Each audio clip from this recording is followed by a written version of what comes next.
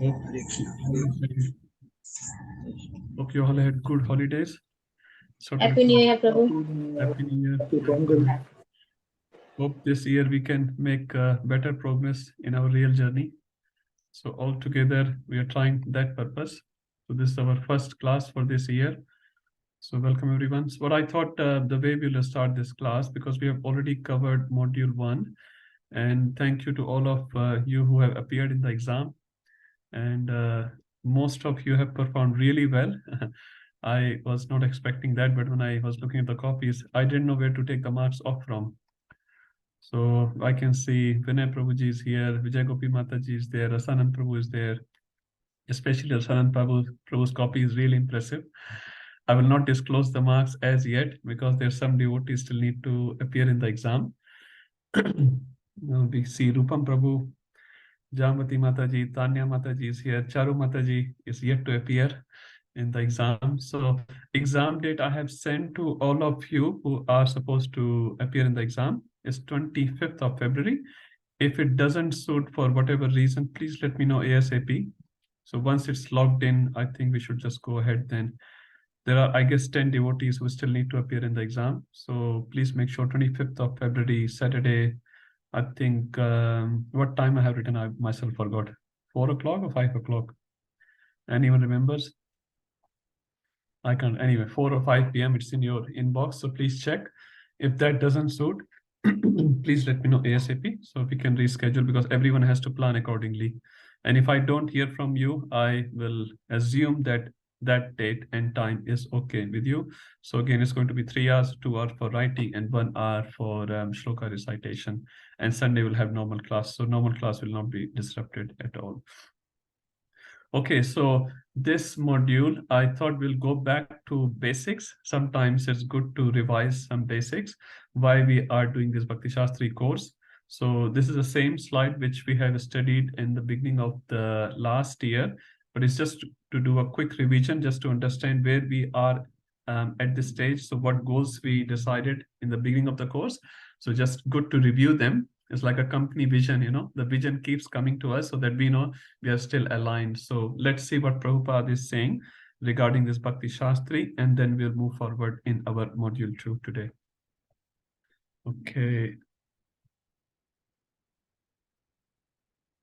There are some quick quotes from Prabhupada, which we can read. I may start from Vijay Gopi Mataji. Yes, Prabhu. Srila Prabhupada and studying the books. I am very much stressing at this point that all of my students shall be very much conversant with the philosophy of Krishna consciousness, and that they should read our books very diligently, at least 1 or 2 hours daily, and try to understand the subject matter from varieties of angles. So Letter to Madhuvisa, Los Angeles, 16th June. Yeah, so we can just read this quote again and again. So Prabhupada is recommending 1 to 2 hours daily study. So if you're not able to do as yet, this quote may help us to improve our study time on Prabhupada books. Second one, maybe Rasanand Prabhuji can read. Yes, Prabhu. In my books, the philosophy of Krishna consciousness is explained fully. So if there is anything which you do not understand, then you simply have to read again and again. By reading daily, the knowledge will be revealed to you, and by this process, your spiritual life will develop. Letter to Baru Rupa, Bombay, 22nd November 1974. I really like this one. Many devotees say, I don't understand the books. Here Prabhupada is giving the answer. Just read again and again. And I myself have found it very useful. When I was reading Bhagavad Gita first time, I had so many questions. And second time, questions were less. Third time, questions were less. And after a few times, you don't have so many burning questions. You may still have questions, which is fine, but not those burning questions. Because when you read the books, Prabhupada gives you most of the answers anyway. And if you can't get it, I'm sure if you sit in Srimad Bhagavatam class, in one of the classes, you'll find your answer. It just happens. You'll know a speaker will be speaking on the same thing, which was hurting your heart. Many times it happens. All of a sudden, you'll find your answer. Few more, Rupam Prabhu. Yeah, Hare Krishna. Hare Krishna. I wish to encourage all my disciples to very carefully learn this philosophy. In January of 1970, we will be holding an examination among all of our students on this book, and those who will pass shall be awarded with the title Bhakti Shastri. With these examinations, I wish to encourage all my disciples to very carefully learn this philosophy of Krishna consciousness, because there is so many preachers who will be required to bring this message to all the corners of the earth. Letter to Mahapurusha, Los Angeles, 7th Feb, 1969. Thank you, Prabhu. So we know we are not conducting these exams on our own. Prabhupada actually started this quite early age of ISKCON. So he established in 66 and 70. He was already talking about exams, Bhakti Shastri degree. So it's all made by Prabhupada. And Prabhupada was very much fond of studying the Shastra systematically, not randomly. That's why he said we have to have Bhagavatam class in the morning and Gita class in the evening. Every temple must follow this. So it's very nice if you do that. Tanya Mataji, would you like to read the second one? Yeah. Become all good preachers, and that depends on studying the books nicely. I'm very pleased that you are inclined to read and study our books with seriousness. Thank you very much. So continue it wholeheartedly. We want good preachers also. Preaching shouldn't depend on me only. My disciples should become all good preachers, and that depends on studying the books nicely so that you arrive at the right conclusion. Letter to Nityananda, Los Angeles, 5 July 1971. Thank you, Mataji. So this responsibility Prabhupada is giving to all of you to understand the philosophy nicely and present it to others nicely. And that's the only way of coming together and studying the Shastra systematically. Maybe I can ask Mahavasu Prabhu. Hare Krishna Prabhuji, sorry we are driving Prabhuji. Okay, you're still driving? No problem, Mataji, no Yes, problem. Prabhu. All okay. So Hare Krishna. that's okay. Manmohan Prabhuji, would you like to read one quote? Sure, Prabhu. I just joined because my internet is giving a problem. So That's where do I read? Third one, Prabhu. Okay, we need so many preachers who are soundly versed in the scriptures. I'm glad to see how nicely you are reading my books. Please continue to do this. We need so many preachers who are soundly versed in the scriptures to convince the world to take to Krishna consciousness. Letter to Vrindavan Chandra, Bombay, 9th of November 1970. Thank you, Prabhu. See, all these quotes, Prabhupada is very purposeful. We need preachers. We need preachers. Even Chaitanya Mahaprabhu said, I have so many fruits and I'm the only gardener. How many fruits I can distribute? Now, he can do anything, but he is just presenting the mood. Same mood Prabhupada is imbibing, is saying, you all have to help me. And that's the only way, by reading Prabhupada books. I saw Jamati Mataji somewhere here. Yes, Prabhu. I want that all of my spiritual sons and daughters inherit this title of Bhakti Vedanta. One who will pass this examination will be awarded the title of Bhakti Vedanta. I want that all of my spiritual sons and daughters will inherit this title of Bhakti Vedanta. Did I read it twice? No, you're right. Yeah. So that the family transcendental diploma will continue through the generations. This is my program. So we should not simply publish these books for reading by outsiders, but our students must be well versed in all of our books so that we can be prepared to defeat all opposing parties in the matter of self-realization. Letter to Hamsaduta, Los Angeles, 3rd Jan, 1969. So Prabhupada is very, very clear. So many times, some organizations, guru, want to hold their title. Here Prabhupada is openly saying, I want all of you to get the Bhakti Vedanta title. Now we can only imagine in our dreams. But look at Prabhupada, he's so generous. He wants all his kids to get this title, and he's openly writing it. So he's very, very ambitious. He's relying on all of us. And the only way, again, is to study his books nicely. This last quote, maybe Charu Mataji can do this one.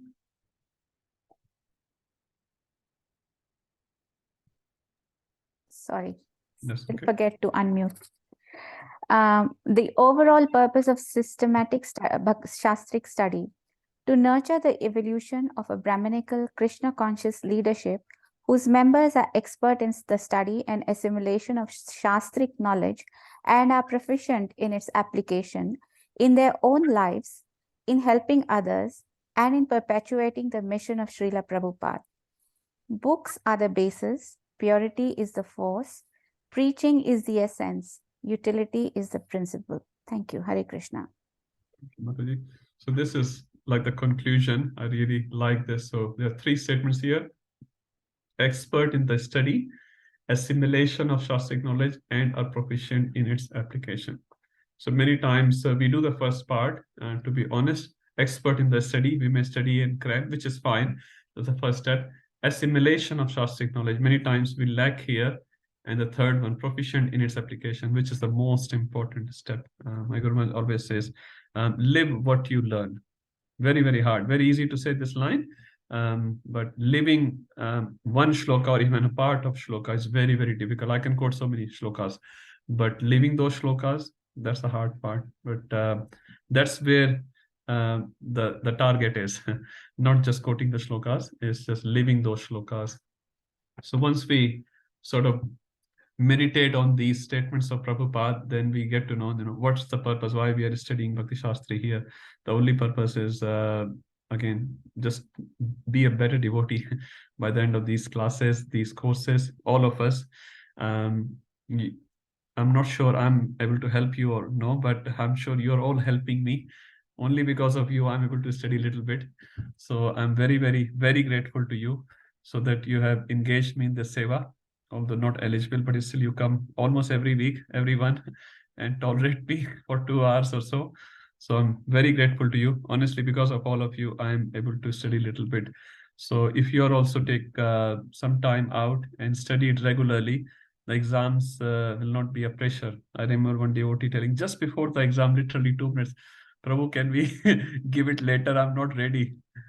And that devotee scored, I'm not sure, I think 87 or 88%. I'm like, wow, they're so humble devotees. Say, Prabhu, I'm not ready. And that devotee is scoring so much.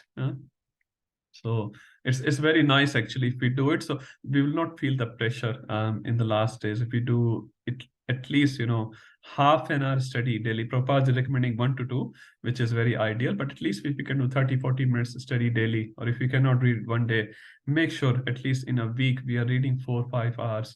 Then there should not be any issue. Not because of the exam, but for preparation, because we need to study these books for our own purification. Okay, so welcome everyone in the module 2. Most of you have successfully finished, and I'm assuming who have not finished as yet, technically, they're also matured enough. I can see like Charu Mataji is sitting. She's been associated with books for a very, very long time. I saw her assignment last night. It was very nice, very, very nice. Very point-to-point, accurate, neat, tidy, and presentation was very good. So I'm sure whoever has not attended as yet, they are also ready. So I'm assuming everyone has sort of passed module 1. It doesn't mean you don't have to sit in the exam. You still have to sit in the exam and do all those formalities, but we know each other for a long time. So we're all entering together into module 2, and hopefully we'll do the module 2 together, like exam and assignments and other things. So now, before we start this module 2, I would like to welcome 2 new people in our group. I know they've been hiding. I think their son is not very well, which is fine. Here we are. So we would like to welcome Sundaran Gopal Prabhu and Satyabhama Mataji. I'm sure she is here somewhere looking after Radev. So if everyone can go a little unmute and we can chant a big Hare Krishna Maha Mantra for Sundaran Prabhu and Satyabhama Mataji, that will be nice. Hare Krishna, Hare Krishna, Krishna Krishna, Hare Hare Ram, Ram Ram, Hare Hare. Hare Bol. So big congratulations to Prabhuji and Mataji for taking a big step. What I know about them, they've been associated with ISKCON probably about 2 years, Prabhuji, if I'm not wrong, maybe a little more.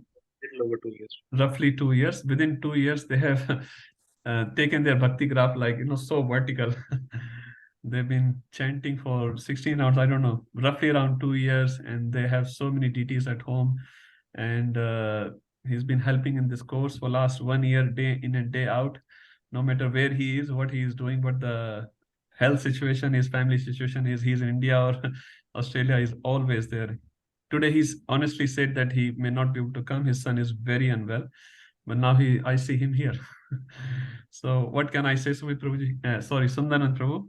Thank you very much for all your help. And again, people take long time to take this decision, which you had taken at a very good moment of your life. So he went to Vrindavan personally for this purpose, and he got initiation from Maharaj. So thank you, Prabhuji, and thank you, Mataji, as well. And thank you to Adib. Without his support, we will not be here. So thank you to all of the family. Now we just come to this, our original slide.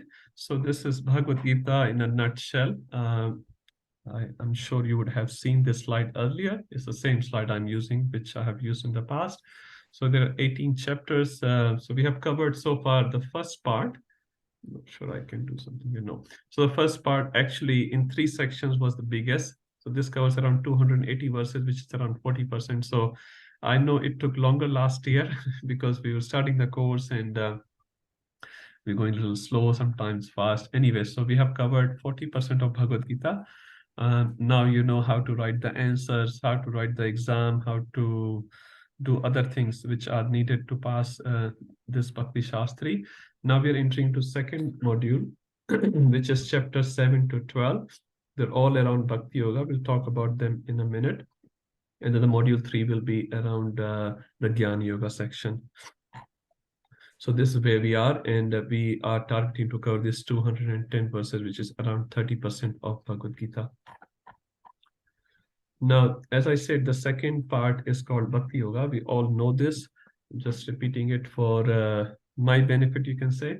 So chapter 1 to 6 is Karma Yoga, 7 to 12 is Bhakti Yoga, and 13 to 18 is Jnana Yoga. So many times devotees ask why the Bhakti Yoga has been put into the middle. So we'll just quickly read why Bhakti Yoga section is in the middle. We may start from other devotees. Maybe Sundaran Prabhu want to read just one reason.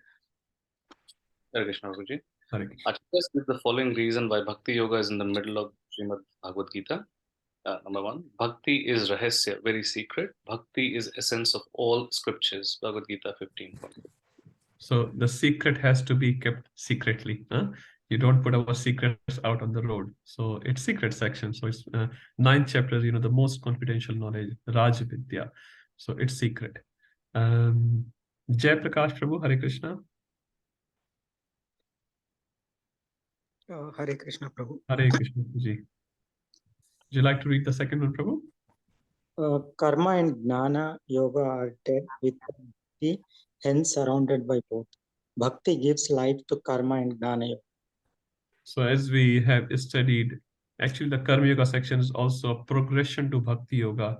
So sometimes they say the first 6 chapters are Karma Yoga, but that's not a complete statement. It's all right. But actually the complete statement will be the first section, which belongs to Karma Yoga, tells us how Karma Yoga leads to Bhakti Yoga. That's a more complete statement. And the last 6 chapters will be how Jnana leads to Bhakti. Anyone can give one example from the first module, how Karma Yoga leads to Bhakti Yoga, any one verse which tells us Karma Yoga leads to Bhakti Yoga. Everyone knows that verse, but maybe they just can't tell at this stage. What is the last verse of module 1? Last verse. Now everyone. Yoginama. Thank you. So Yoginama Pisarvesham Mad Gaten Antaratmana Shraddha Vanbhajite Yamam Samay Yuktatamo Mata. So that last verse clearly mentions, and I've got that here, out of all the yogis, Mad Gaten Antaratmana. So one who abides in me. And Prabhupada thinks of me within himself and render transcendental loving service to me. He is most intimately united in me. So clearly it's leading towards Bhakti Yoga. Anyone knows in the last section of Jnana Yoga, which one verse tells that Jnana Yoga leads to Bhakti Yoga? Everyone knows that verse. Everyone thinking mode. So in the last 6 chapters, which is one verse which tells Jnana Yoga leads to Bhakti Yoga. 1866. Sarva dharmanu parityaja mam ekam sharanam vraja. So you're talking about all these dharmas, but come and surrender unto me. Technically, it sits under Jnana section, isn't it? It's the 18th chapter under Jnana. But what Jnana is saying? Mam ekam sharanam vraja.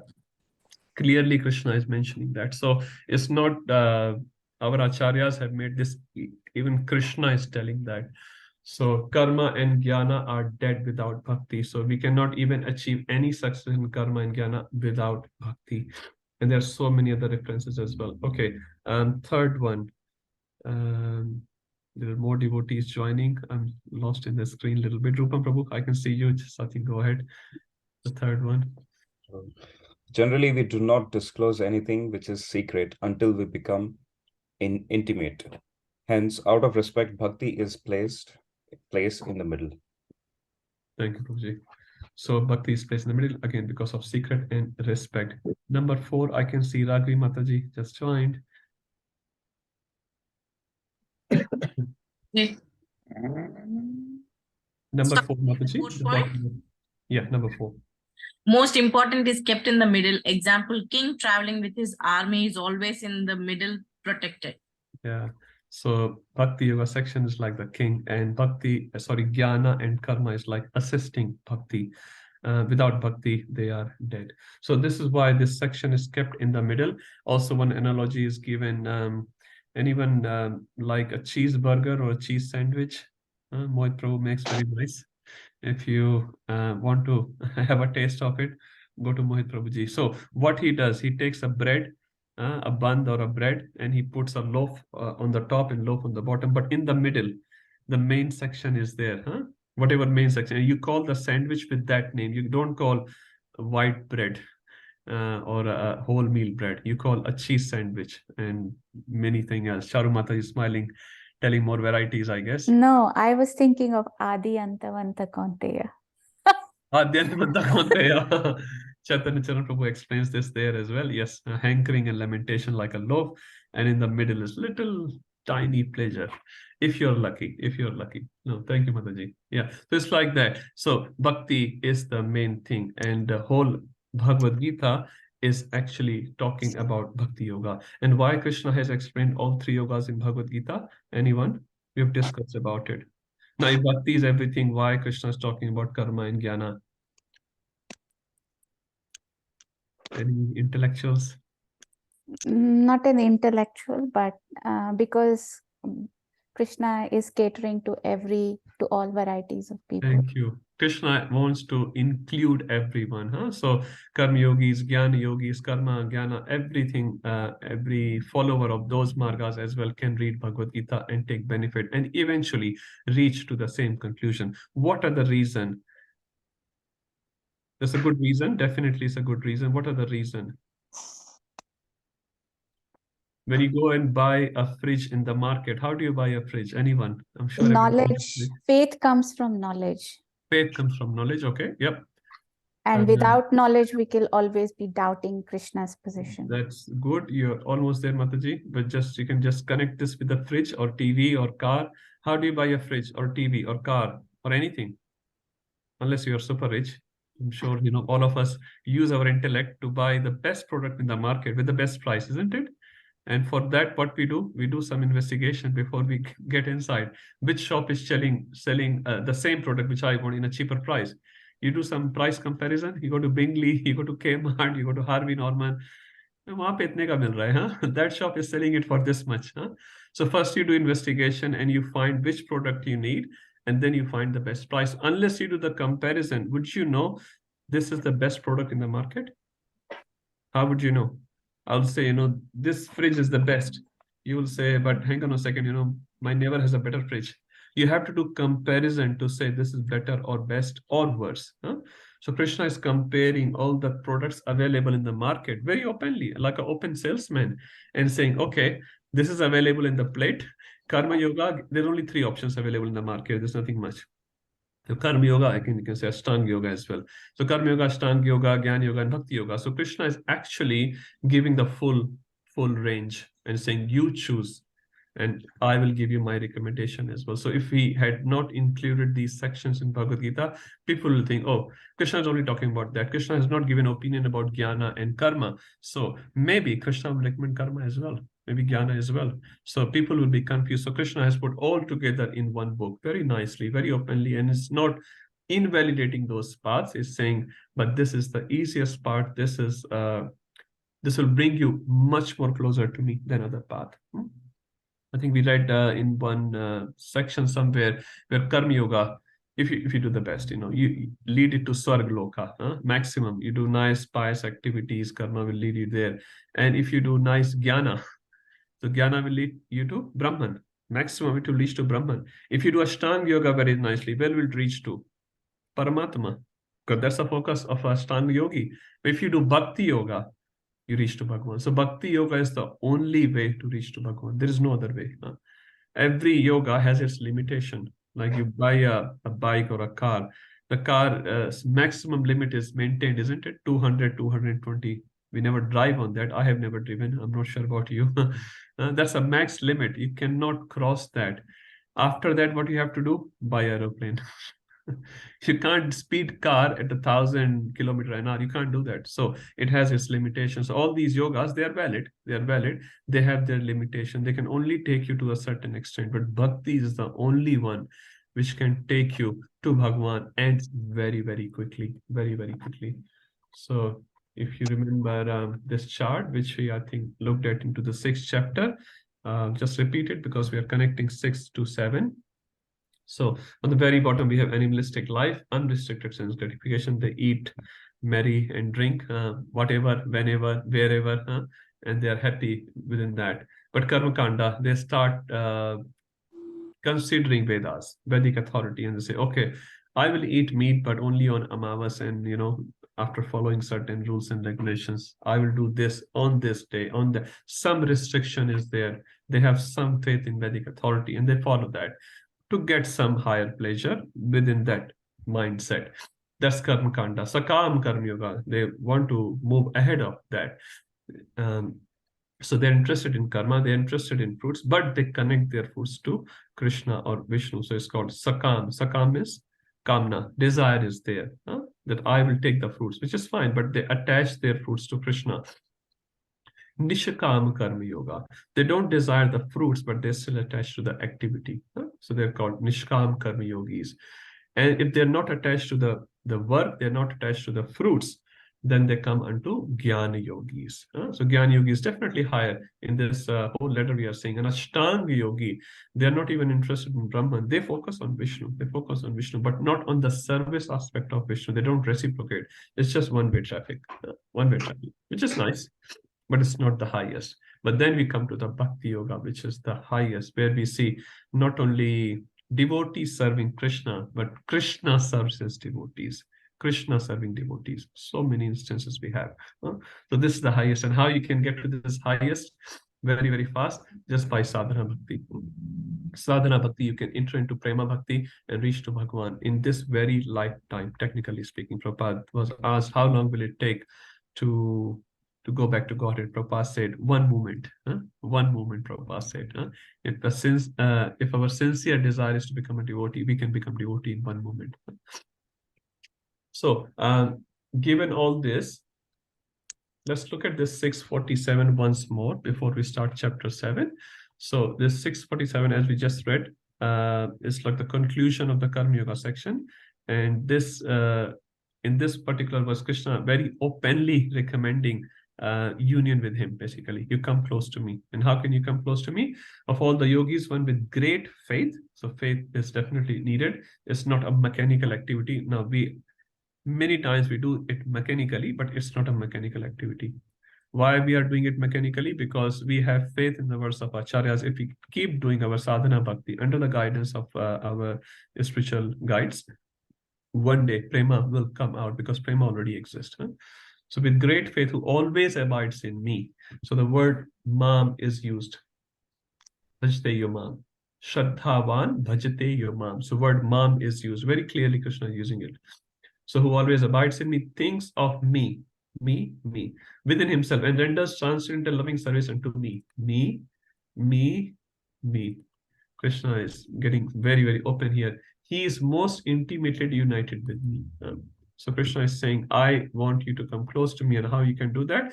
By having faith, by following the instructions, thinking about myself, and rendering service unto me. You'll be considered the highest of all the yogis. That is my opinion. So now in the first section of Bhagavad Gita, first module, you can say first 6 chapters of Bhagavad Gita, the focus has been on many, many things, but Krishna is giving drops of me and mind. Mind means the jivas are mine. So many times these things are discussed. So if you look in these chapters here, so we have discussed Karma Yoga, Jnana Yoga, Sannyas Yoga, Dhyana Yoga, Sankhya Yoga. We discussed all this.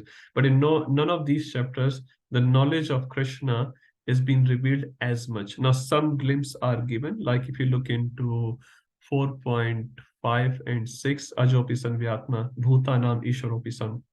So some glimpses are given. Matparaha word is also used in 2nd chapter.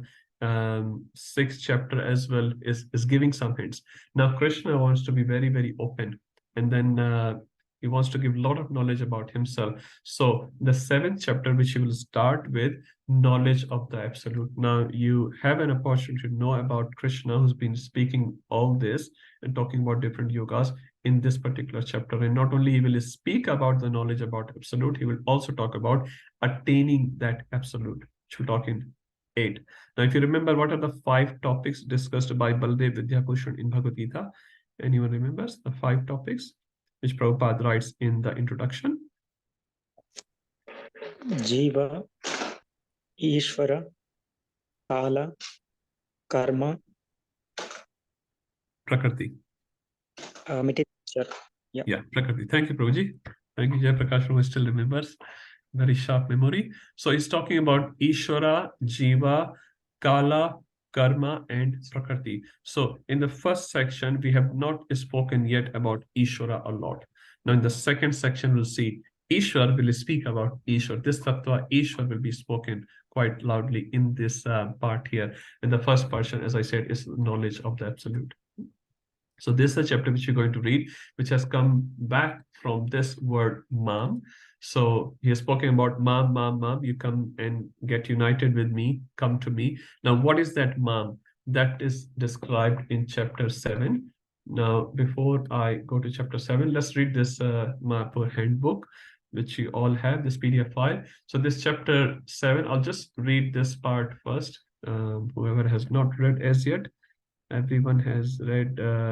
If Mahavasu Prabhu is ready, then maybe he can read. If not, we can go to another devotee.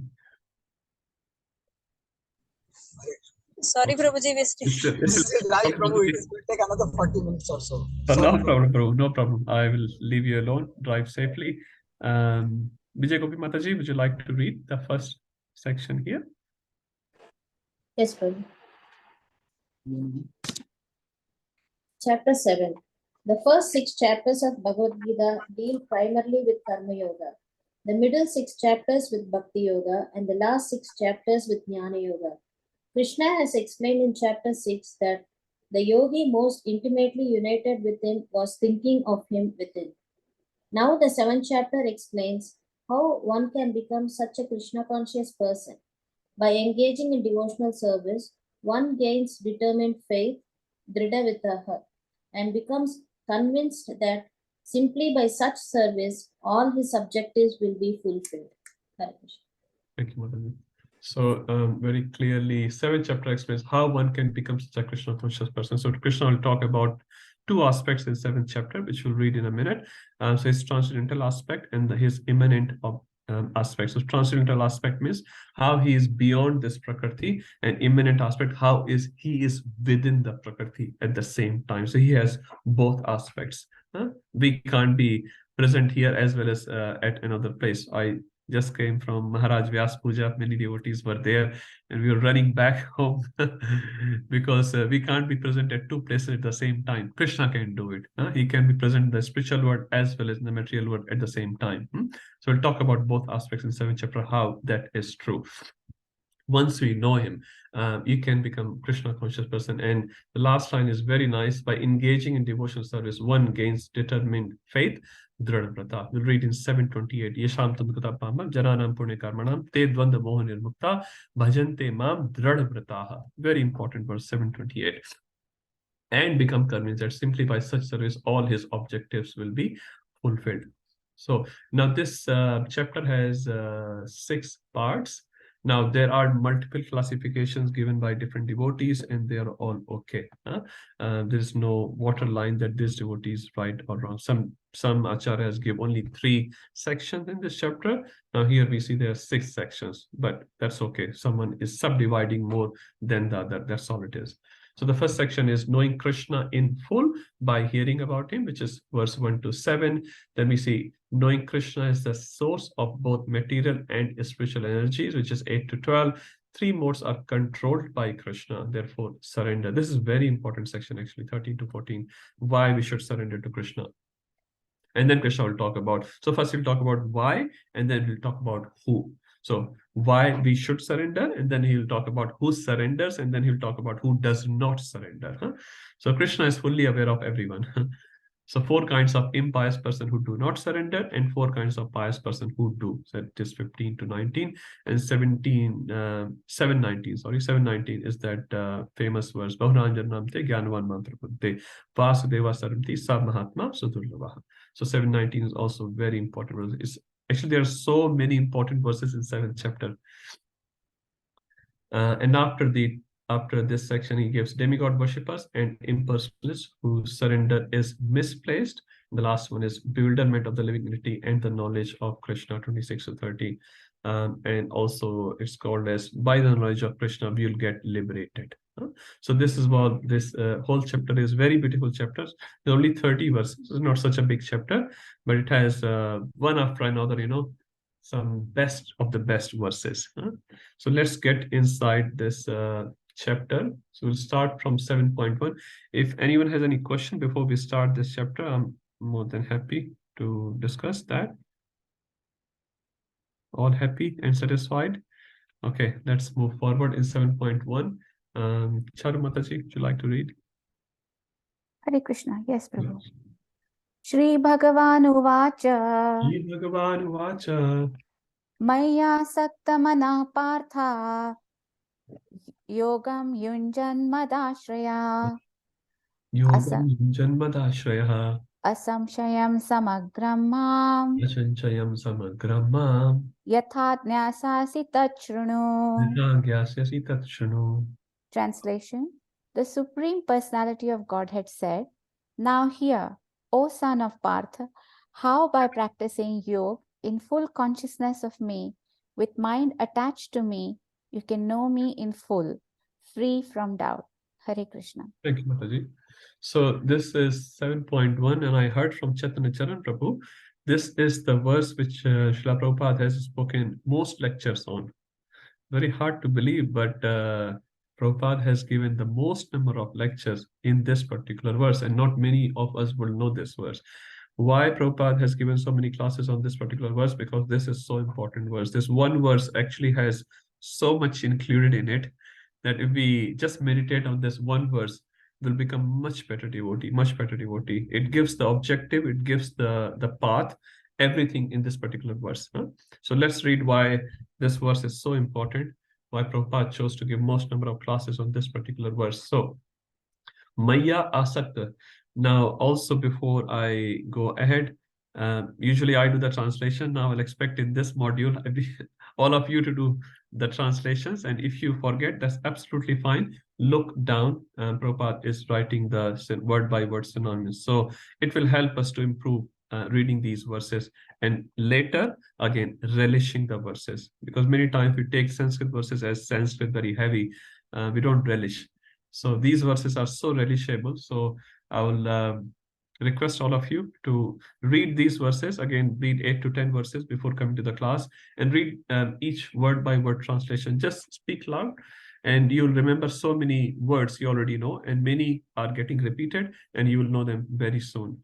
So asakta, what does asakta mean? Anyone? Attached. Attached. What's the opposite of asakta in Sanskrit?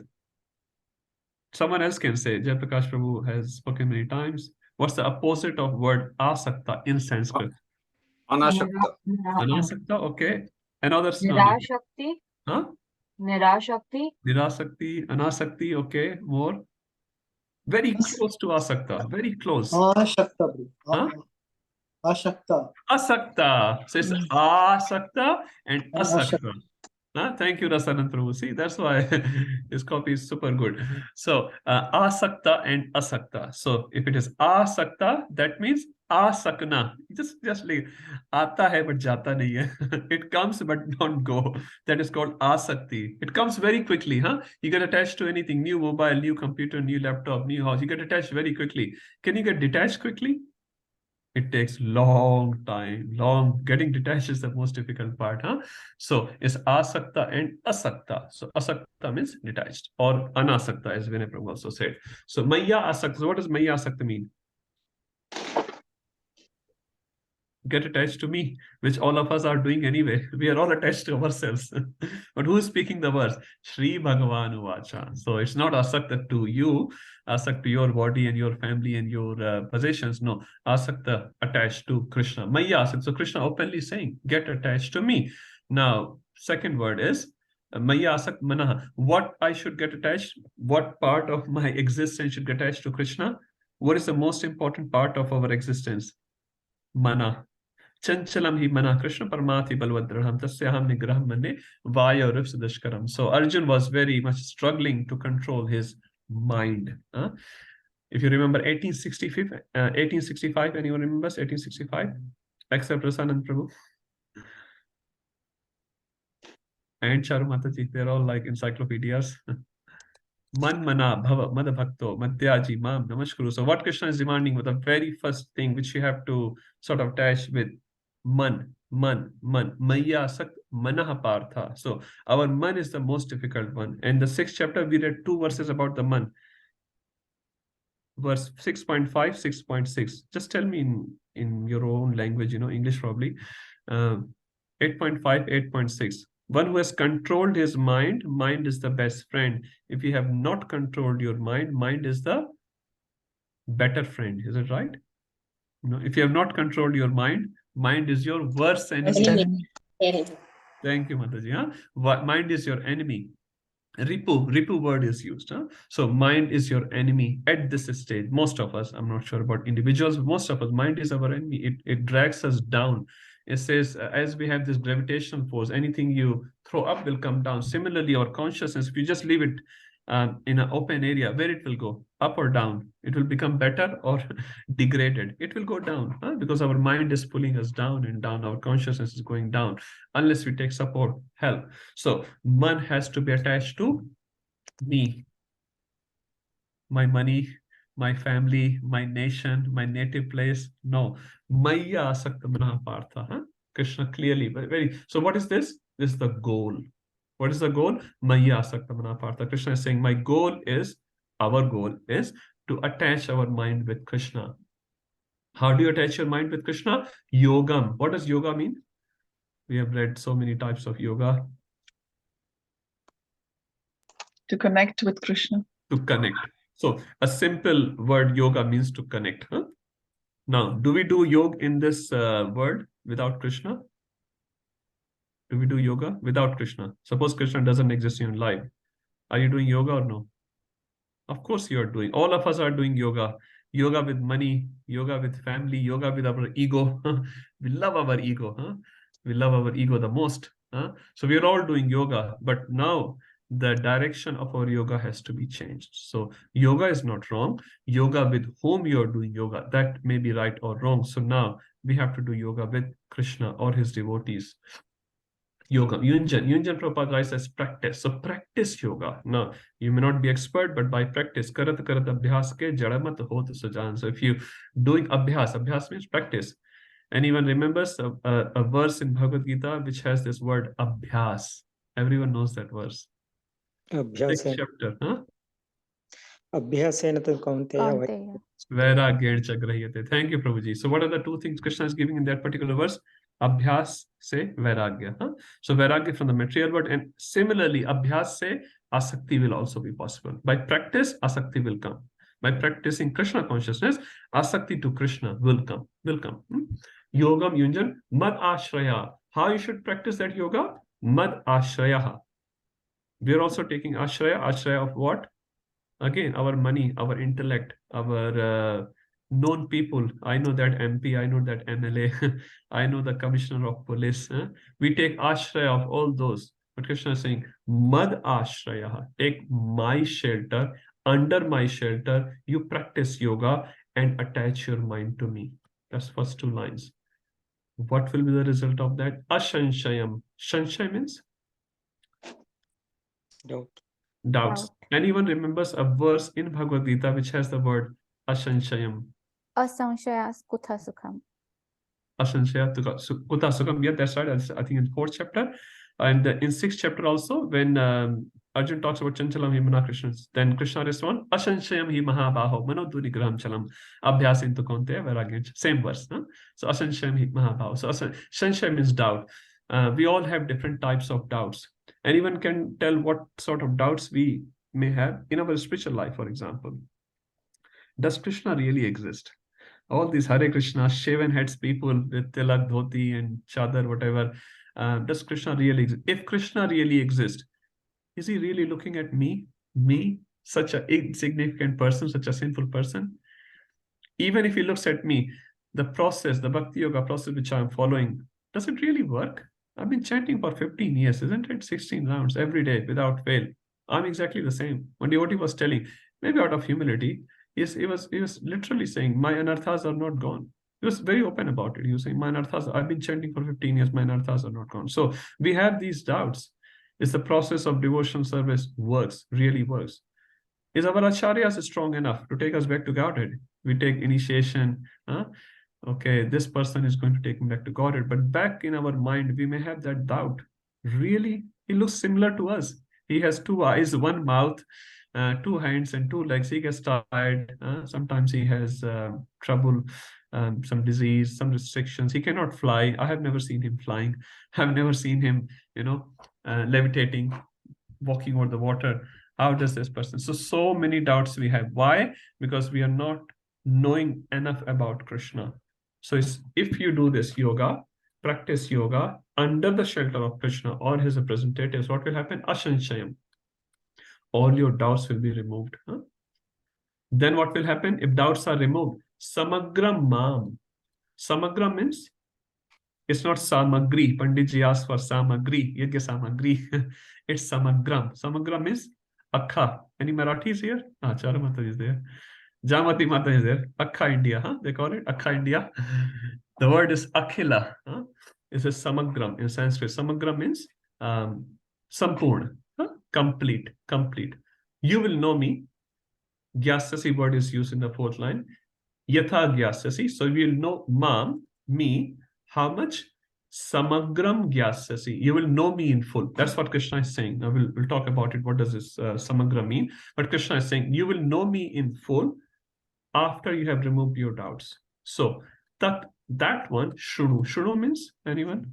Without looking if possible. Shunu. Here. Shravan.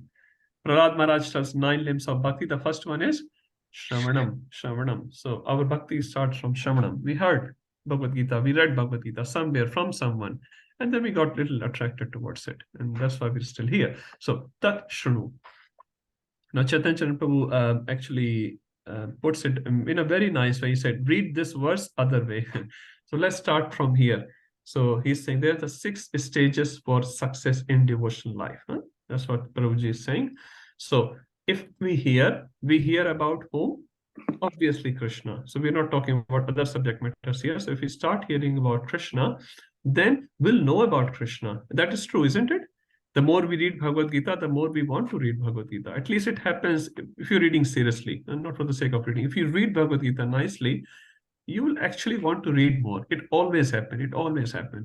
Now you may be tired and sleepy. That's a different story. But you have a desire. It's such a nice book, such a nice book. I want to read more. I want to read more.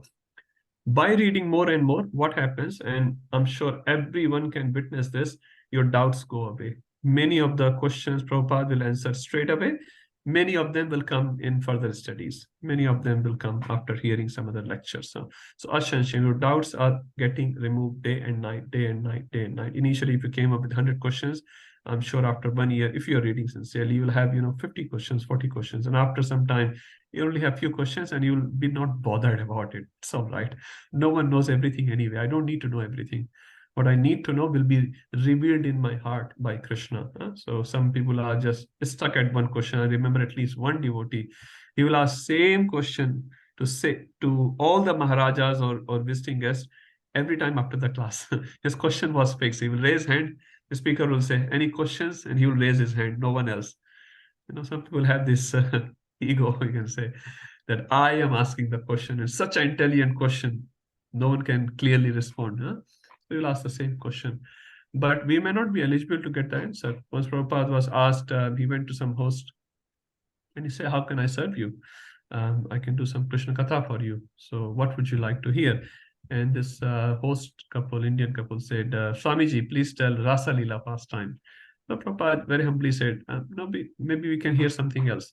He said, no, Swamiji, we are interested in Rasa Leela. Prabhupada again said, please tell me something else. We can discuss some other Krishna Katha. He said, no, Swamiji, we are only interested in Rasa Leela. So Prabhupada very humbly said, you may be eligible to listen Rasa Leela pastime, but I am not eligible to speak about it. So not all the topics will be discussed in public all the time because we are not eligible. Even Parikshit Maharaj is asking Shukdev Goswami many times, hey Gurudev, if you think I'm eligible, please tell me this question. So he asks a question and he puts a little disclaimer. If you think I'm eligible for the answer. So whenever we ask some question, tadvidi pranipatena pariprashrena sevya, so we should ask submissively so that we are trying to understand the subject matter, not trying to challenge the person. Then we'll not really understand it. So if we know Krishna more and more, Ashansham, our doubts will go away. Now, what does this word samagra mean? Our acharyas explain. We are very, very tiny in front of Krishna, isn't it? Extremely tiny. How can a tiny brain like us can understand Krishna samagram in full? So samagram is not about understanding Krishna in full as Krishna is. Samagram is about understanding Krishna as much as I have the capacity. If you go in India, we'll used to go and get the milk.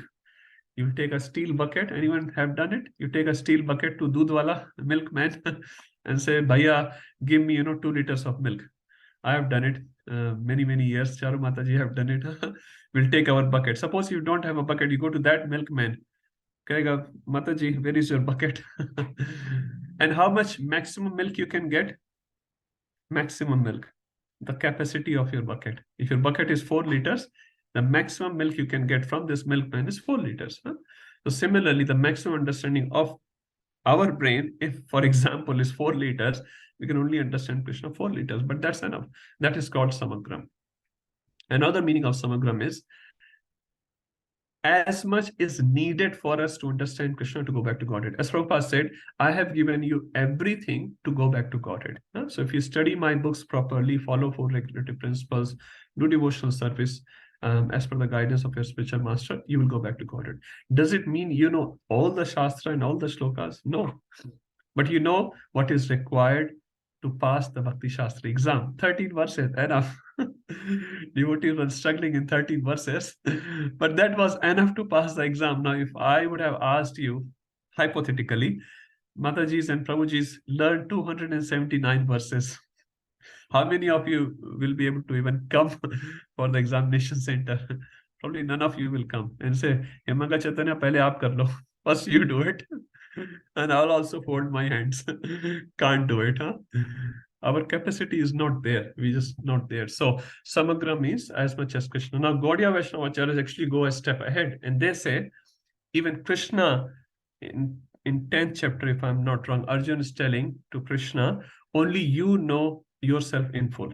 There's a verse I can't remember anyway. So Arjuna is telling Krishna, Krishna only know yourself in full. Huh? So who else except Krishna will know himself in full? But Gaudiya Vaishnava Acharyas go a step ahead and say even Krishna doesn't know himself in full. Why? Because Krishna's energies are ever expanding. Now you may have heard the scientists, today's current modern scientists, they say this universe is ever expanding. Huh? So if this universe is ever expanding, what to speak of the source of the universe, which is Krishna, he is also ever expanding. So his energies are also ever expanding. So we can never know Krishna in full in that sense, but we'll know Krishna as per our capacity, and that is full. So if you know Krishna in full, all your doubts will go away. And then what you will do when your doubts will go away? Mamekam Sharanam Braja. You have no other shelter to go except to Krishna, because all the demigods, rishis, sages, every single person is taking shelter of Krishna. And once you know that, what you will do? Madashraya. So you're just going backward, upwards. And how you will be able to sustain it? Yogam Yunjan. So you will be practicing yoga, practicing to unite with Krishna constantly again and again by taking his shelter. Your doubts are going. So this is not just a full stop at one stop. This is a continuous journey which you are making. And finally, what will happen? Maya Asaktam Napata. Your mind will be attached to Krishna. Very nice process Prabhuji explained. Just by hearing about Krishna, by knowing more about Krishna, which we're trying to do by reading Bhagavad Gita, Bhagavatam, Chaitanya Charitamrita, our doubts will go away. We'll take shelter of Krishna. We'll keep practicing connection with Krishna all the time, and our mind will be attached to Krishna, which at the moment is attached to the world. At the moment, our mind is attached to our sense gratification, our ego gratification, and all that thing. But it will be attached to Krishna if we follow the process. So what's the first step? Shunu, shunu, shunu. So we should hear. And from whom we should hear, as Prabhupada said, only from the pure devotees we should hear. We should not hear. And right now, we are not hearing from me. Please don't think like that. You're hearing from Prabhupada. I'm also reading Prabhupada, and whatever I understand a little bit about Prabhupada's writing, I'm trying to share that. So right now, we are hearing from Prabhupada. And because Prabhupada is speaking, we will get purified, all of us. And by that, slowly, eventually, our mind will be attached instead of this world to Krishna. So this is a 6-stage process. So what is the first step? Shrunu. Second will be Gyasasi. Third will be Ashanshayam. Our doubts are getting removed, which are very important, because if the doubts are there in the mind, then you can't buy the product, isn't it? Maybe there's another fridge in the market which is better. Another thing. If you keep thinking like that, you will never be able to take a decision, isn't it? One thing, you go to the eBay and you look at the product, you put, whatever, little $2 product. 1,000 search comes in, isn't it? Anyone has bought on eBay? 1,000. You keep looking, so many. At one point you say, stop. And you say, no, this product is good for me. So, Ashanshayam. And then what will happen? Mad Ashrayaha.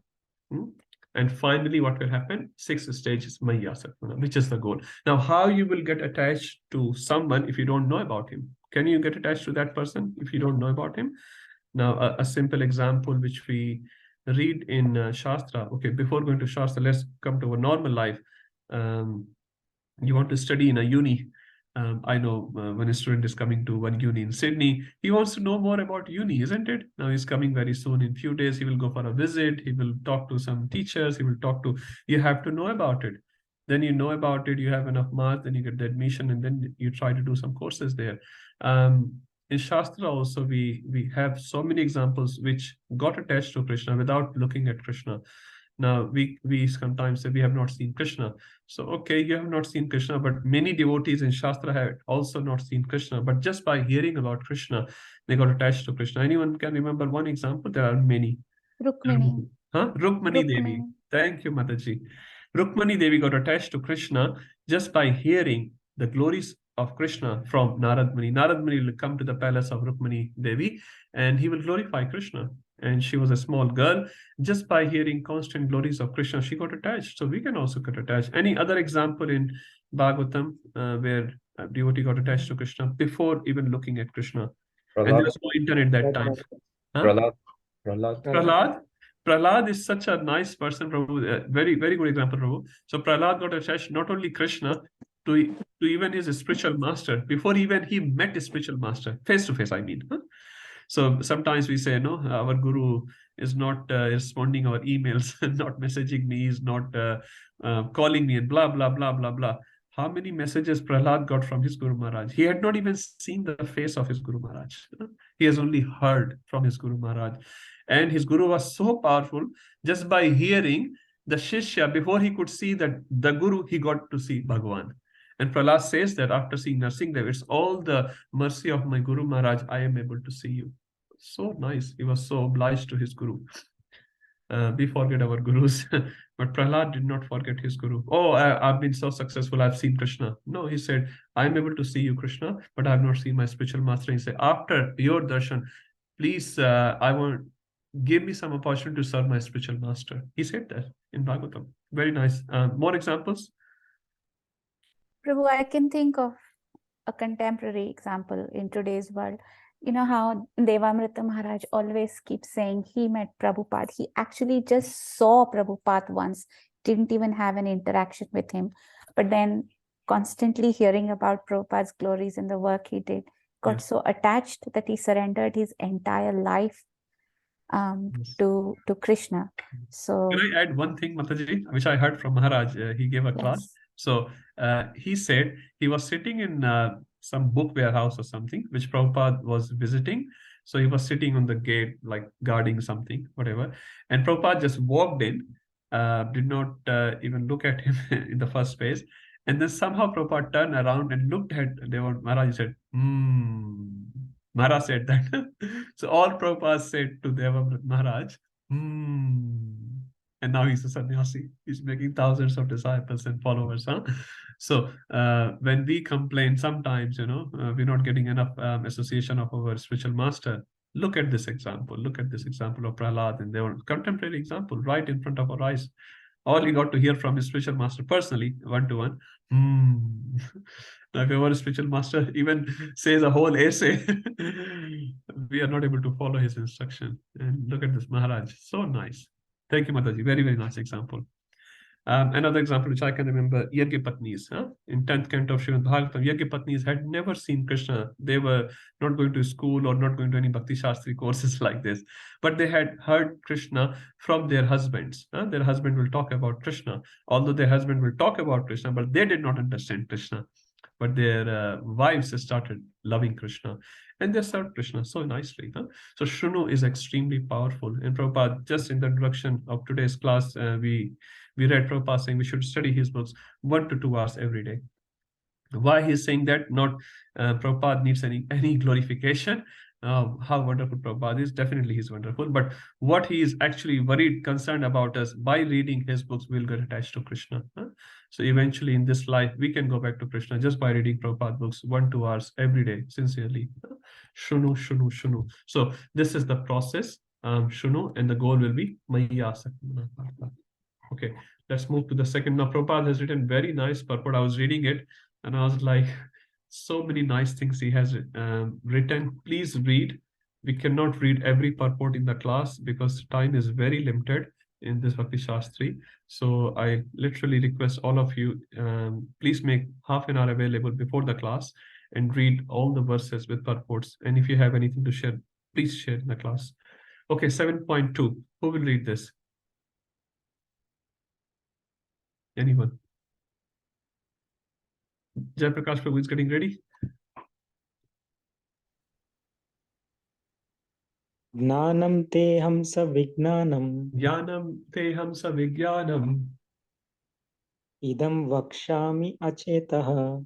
Idam vakshami asheshataha.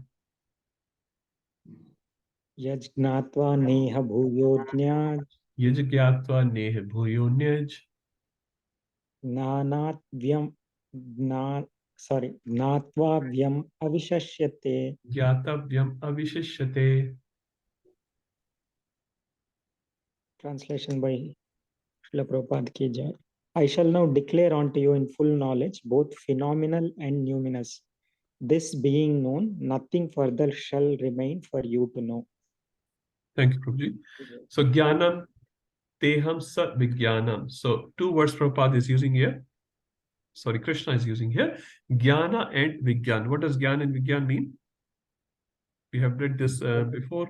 Knowledge and application of knowledge. Thank you, Prabhuji. So in general, jnana means knowledge, a piece of information, and vigyan means realized knowledge. Like some person may know smoking cigarette is not good, but he still smokes. So he has gyan, he has a piece of information, but he has not realized it. This is injurious to my health. I should not smoke. So similarly, many times, even in spiritual circles, we have a lot of jnana in our head, a lot of knowledge in our head, but we have not realized that knowledge as yet. And that's why we struggle in our spiritual life. It's not about we don't know. Even our sannyasi speaks many times, we'll know he speaks basic philosophy, which we know, but he has realized that philosophy and we have not. And that's what makes it so different, that he is advanced spiritualist and we are not. Gyan and Vigyan. Now, Prabhupada writes a little bit different translation here. He says, Gyan is phenomenal knowledge and Vigyan is numinous knowledge. Now, Prabhupada is very innovative and he keeps writing at many places different meanings, but he is actually very, very deep. Prabhupada's every word, every translation is so deep. So anyone knows what's the meaning of phenomenal knowledge and numinous knowledge? And he writes here as well, I shall not declare you in full this knowledge, both phenomenal and numinous. So looks like Prabhupada is saying knowledge is made up of two aspects, phenomenal knowledge and numinous knowledge. Phenomenal is jnana, numinous is vijnana. So anyone would like to give a try? Phenomena, everyone knows phenomena, word phenomena, the process. So when we know about a process, we see two chemicals coming together. I'm not sure any chemistry persons are here. We have all read, I've read chemistry many, many years. I've forgotten everything now. So two chemicals come together and they produce something else. If we put the third catalyst, something else happens. So many times we see some things coming up like H2O, generally speaking, made up of H2 and O, hydrogen and oxygen, they come together and make water. That's what we see. So phenomenal knowledge means what it appears to be. We see very simply from our eyes. But is our eyes perfect? No, we all know our eyes, our senses are not perfect. So another aspect is numinous knowledge. Numinous knowledge means the reality behind the scene. So whatever appears to our eyes is not always the truth. And we all agree with that, isn't it? We all agree that what we see is very limited perception. And many times what we hear is very limited. So we cannot make a conclusory statement just because I see this now, that's the conclusion of this person or this process or anything else. So phenomenal knowledge means knowledge, what or a piece of information, you can say what it appears to be, but behind the scenes, what goes on, which is the reality, that is called numinous. Give you one example. All our bodies are made up of how many elements? 5 elements, isn't it? We all know. Bhumi, Rapo, Nilo, Vayu, Kham. So these are 5 elements which make up our body. And this body is packed up by 3 modes of material nature. The packaging is done by modes of material nature. So, you buy a bhindi or karela, whatever. And then yesterday, someone gave me Mahaprasad and there was a pakoda. And I was like, wow, this long pakodas. I thought it's mirchi pakoda. It's a chili pakoda. But it was a bhindi pakoda. So my phenomenal knowledge was it's a pakoda. Appears to be a mirchi, a long one covered with besan. So I thought it's mirchi. But when I opened the basin, because I don't like mirchi so much, not that mirchi is bad, I'm not able to accept it. So when I opened that basin, it was inside bhindi. So I thought that's a good example for phenomenal and numinous knowledge. So what it appears to be may be very different than what it is in actual. So our body is made up of 5 elements packed up by modes of material nature. But we read in Bhagavad Gita, we are not even the body. We call ourselves as his body. We call it, Hemant Tiwari or Rupam Bandhopadhyay, this and that.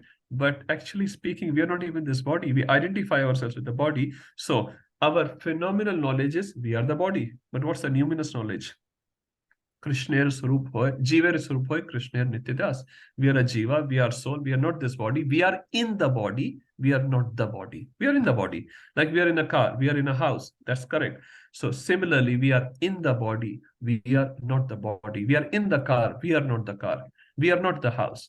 We are not. So our phenomenal knowledge and numinous knowledge can be very, very different. Very, very different. And how much you can expect from a person. I heard Chaitanya Prabhu's lecture somewhere, and he said, you will only know based on what you already know. You'll only know based on what you already know. Suppose Manmohan Prabhu is here, was here at least. So, no, he's still here. That's okay, Prabhuji. Suppose he is attending a radiology seminar, and Prabhu is a radiologist. He is some specialist. I don't even know his title as yet. Not so intellectual. So if he is attending a radiology seminar, will he understand the speaker better or me? Who will understand the speaker better? They have their own terminology, isn't it? And Prabhu, Manmohan Prabhu, by the way, if you sit in my IT seminar, Rasanan Prabhuji's phone. Hare Krishna.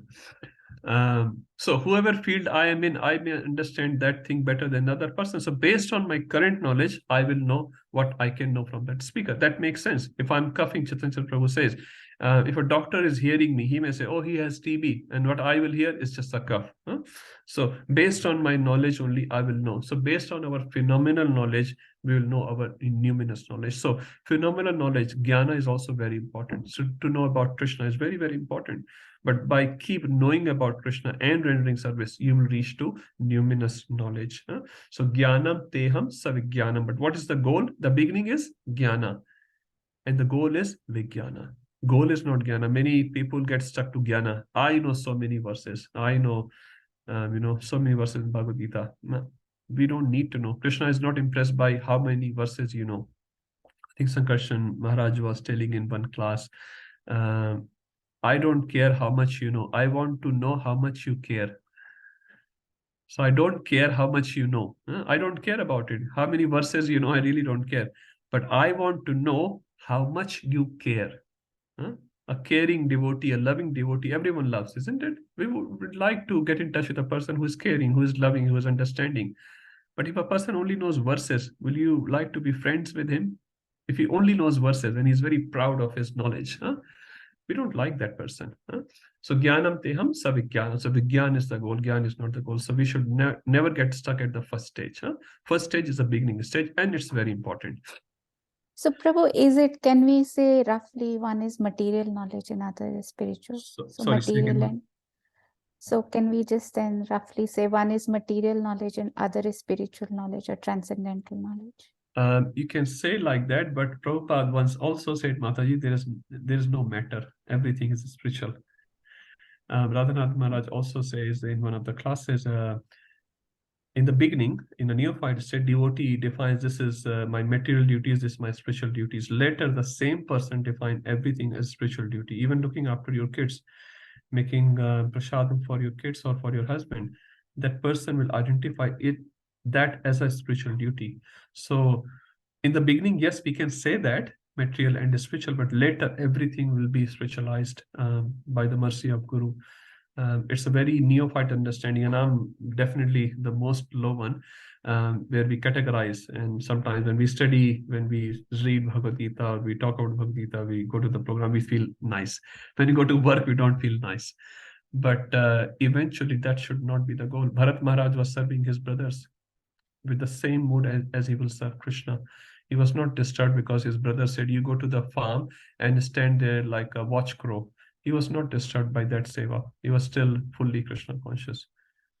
So the correct terminology which I have understood, phenomenal is what it appears to be, and numinous is what it really is. So let's keep it that way. Okay, so second line. So jnanam teham savijnanam idam vakshami asheshataha. So I will speak you asheshta. Asheshta again should be taken with the same mood as samagram. Not asheshta means everything what we need to know. Everything what we need to know to get back to him. Yaj by knowing that bhuyonyach. So bhuyonyat, anyat, everyone knows anyat, anya, other things, gyatavyam avishishyate. You don't need to know anything else. You don't need to know. So if you know that what I am going to tell you, you don't need to know anything else. What is the goal? Maya asaktam partha. You will say, okay, if you are a devotee, do you know how to build a Porsche car?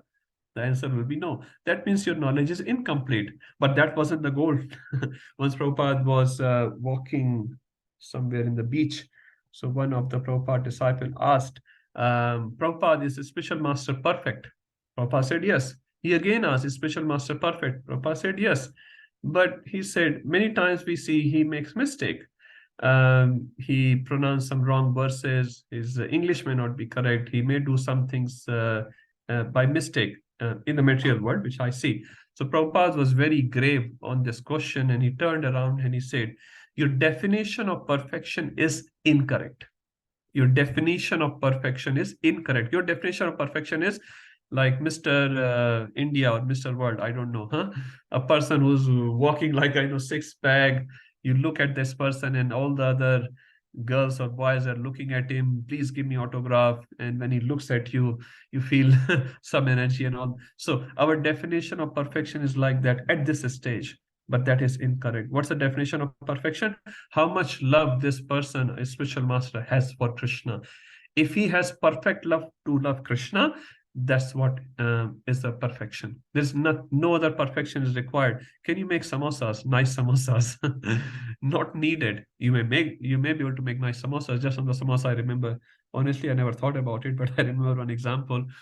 Once Prabhupada was traveling from place A to place B, and when Mataji was making some samosas for Prabhupada as a lunch for the flight.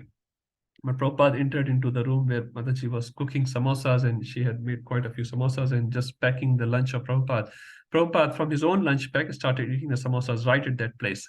And he ate 1, 2, 3, and this Mataji was very surprised. And, you know, before she could even realize, Prabhupada ate all the samosas which she has made for the lunch. And she was like, I made this as a lunch. She was just thinking. Anyway, she was happy. My spiritual master liked my preparation. And she was actually super happy. And she asked this question to Prabhupada. Prabhupada, she thought, Prabhupada likes my cooking so much that, he had all my samosas. So she asked Prabhupada, Prabhupada, who is your favorite cook? Prabhupada, who is your favorite cook? Now, she was expecting answer. Prabhupada will say you. But you know what Prabhupada says? Me. Prabhupada said, me. My favorite cook is myself. So she had little pride, in her mind that I make such a nice samosa that Prabhupada loved so much. But Prabhupada made her humble right on the spot. Prabhupada said, my favorite cook is myself. So many times, we have this pride in ourselves, but our spiritual master will make us humble. So it's not about how much you know about this material world, how much so-called perfect you are. No, it's about how much perfectly you love Krishna and his representative. If you love your spiritual master perfectly, you are a perfect devotee. There's no other definition of perfection. So our definition of perfection needs to be changed.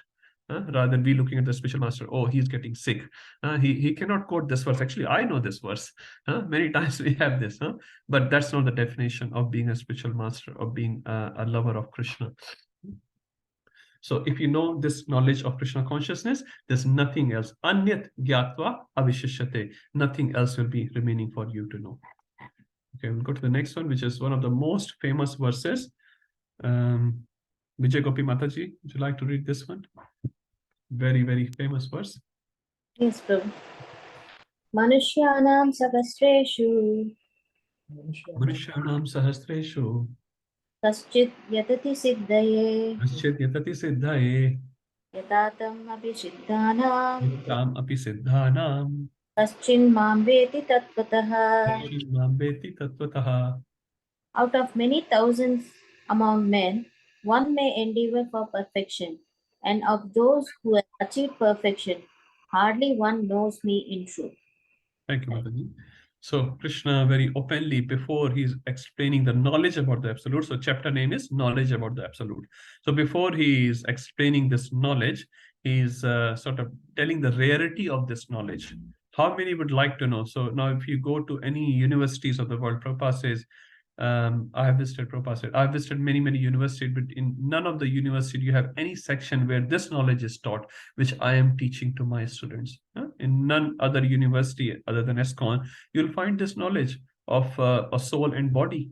Where else you will find soul and super soul? This knowledge is only getting taught in this university of ISKCON. So why? Because outside people, they're all busy in eating, sleeping, mating, and defending. Any categories you pick up in this material world, they will be defined under one of these 4 categories. Either they're belonging to eating, they want to eat very good. eating, sleeping, or they want to make good arrangements for sleeping. Housing is also sleeping in one sense. You want to sleep in a 6-bedroom house with 20 bathrooms. I just visited a house, 4-bedroom house with 6 bathrooms, and only one couple lives there with 2 young kids. I was like, Prabhuji, how do you clean all this big place? Not easy, not easy, huh? So people are busy in making big sleeping arrangements as well.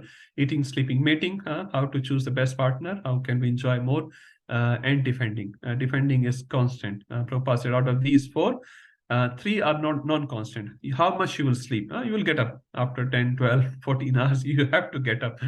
Sleeping, mating, you cannot do mating all the time. Other jivas do it better. They cannot do all the time. Eating, sleeping, eating also you cannot do constantly. So you can only eat what you can eat. After that you will be like done and done. But defending, Prabhupada said, that is constant. Everyone is trying to defend themselves constantly. There's no moment where you're not defending yourself. So all these people are busy in these 4 activities, constantly busy in these 4 activities. So Manushyanam Sahasreshu. Sahasreshu means thousands. Sahasra means thousands. Sahasreshu means out of thousands. Manusha is talking. So Krishna is not expecting dogs and monkeys and donkeys to start chanting Hare Krishna. He is clearly saying the category of Manusha. Manusha is expected. But what are they doing? Generally speaking, Manushanam Sasyechu Kashit Yatati Siddhaya. Siddhaya means Siddhi, perfection. So Kashit means very rare, very few. Very few try to know this knowledge. So Krishna in this particular verse is talking about the rarity of this knowledge. Manushanam Sasyechu Kashit Yatati Siddhaya. There are very few who endeavor to know this. Yatatam api siddhanam. Suppose, out of 100,000 people, only 100 came forward. In IIT, any IITs here? Not sure. So, in IIT, I'm not sure, like 4 lakh students sit, and I think there's only 4,000 seats, something like that. A big gap. So 400,000 versus 4,000, only 1%. Tanya Mataji, probably that's the score for CA as well. How many seats open for CA? Probably few thousands. And how many students sit? Probably lakhs. Lakhs. So very few, very few cross that exam. It's not easy. It's very tough. But you have done it, right? So you are the rare one. So Krishna is talking about this rare people, not very easily available, So Manushanam Sahasreshu Kashit Yatati Siddhaya. They try for perfection. Very Kashit, very few. Out of those, Yatatam api Siddhanam, out of those Siddhas, like out of those, 1,000 IITs or CS, whatever, Kashin means again, it's again very rare. Mam veti tattvataha, one who knows me in truth. Anyone remembers another verse in Bhagavad Gita where the word tattvataha is used? Famous one. Everyone knows that. 4.9. Janma karma cha me divyam evam yogiti tattvataha yatva deham punarjanma. That's the one, Prabhu. Thank you, Prabhuji. Very nice. Another verse. Anyone else? They're all scholarly devotees sitting here. Prabhu has said 4.9. Tattva Darshana. Reference, Prabhu? 434. Tad vidya prani patena pariprashyena sevya. That one also talk about tattva. Bhagavatam also says 1.1.11. So tattva. What does tattva mean? In truth. Not we know Krishna is an entertainment. Oh, he's also another god. Ganesh is also God. Durga ji is God. Vishnu is God. Krishna is also God. No. Tattvataha. He is not just a God. Prabhupada called him Supreme Personality of Godhead. Godhead. So much title Prabhupada has it. Just to emphasize, Krishna is not just another person in that category. Krishnastu Bhagavan Swayam. He's not even Bhagavan. He's saying Swayam Bhagavan. He is very unique. Very unique. So Kashin Mam. So out of thousands, some try to understand this knowledge, and out of those who try to understand this knowledge, only few know me in truth. So if you find a devotee chanting 16 rounds and doing some seva in the temple, but you may not like the nature of the devotee, what you should think about that devotee? Look at this verse, meditate on this particular. This devotee is very rare.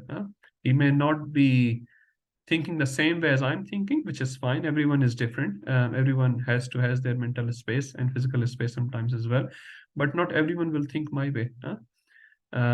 If this person is trying to endeavor to become a devotee, this is so rare. We should respect that devotee. And as Rupa Goswami says, at least mentally, we don't have to take close association of that devotee if our mental thoughts are not so aligned, but we can respect that devotee. So we should respect every single person, no matter what, because the devotees are very, very rare. Because if you disrespect a devotee, I was hearing Gauranga Prabhu, not Gauranga Prabhu, actually, another Prabhu, Gauranga Prabhu's god brother, he was saying, what does it mean to love Krishna? We talk about Krishna Prema, Krishna Prema. So he said there are 4 things. To love Krishna, to love those who love Krishna, to love those who aspire to love Krishna, and to love those whom Krishna loves. There are 4 categories. Krishna Prema means, what are the 4 categories? To love Krishna. That's what we are aspiring for, right? That's fine. And to love those who love Krishna, like sannyasis and advanced, devotees. We love them as well, like Prabhupada, for example, and other sannyasis. So they love Krishna. Now, we don't love Krishna, but they love Krishna. So love Krishna, love those who love Krishna, and love those who aspire to love Krishna. Who are those? We aspire. I'm sure maybe you are in the second category or in the loving category already. I'm not. I'm aspiring. I'm aspiring to love Krishna, maybe in one lifetime. And the 4th one is very important, Prabhuji said. Gauranga Darshan Prabhu, actually. Gauranga Darshan Prabhu. The 4th one is very important. Very, very hard for us. But Prabhu said that it's correct. As per Shastra, to love those whom Krishna loves. And whom Krishna hates. Anyone can tell this question? Whom Krishna hates. Krishna says, I just can't get along with this person. I hate this person. Not our statement. We have many, many people in our list. But how many people Krishna has in his list whom he hates? Anyone? Sab chup hai? Koi nahi janta.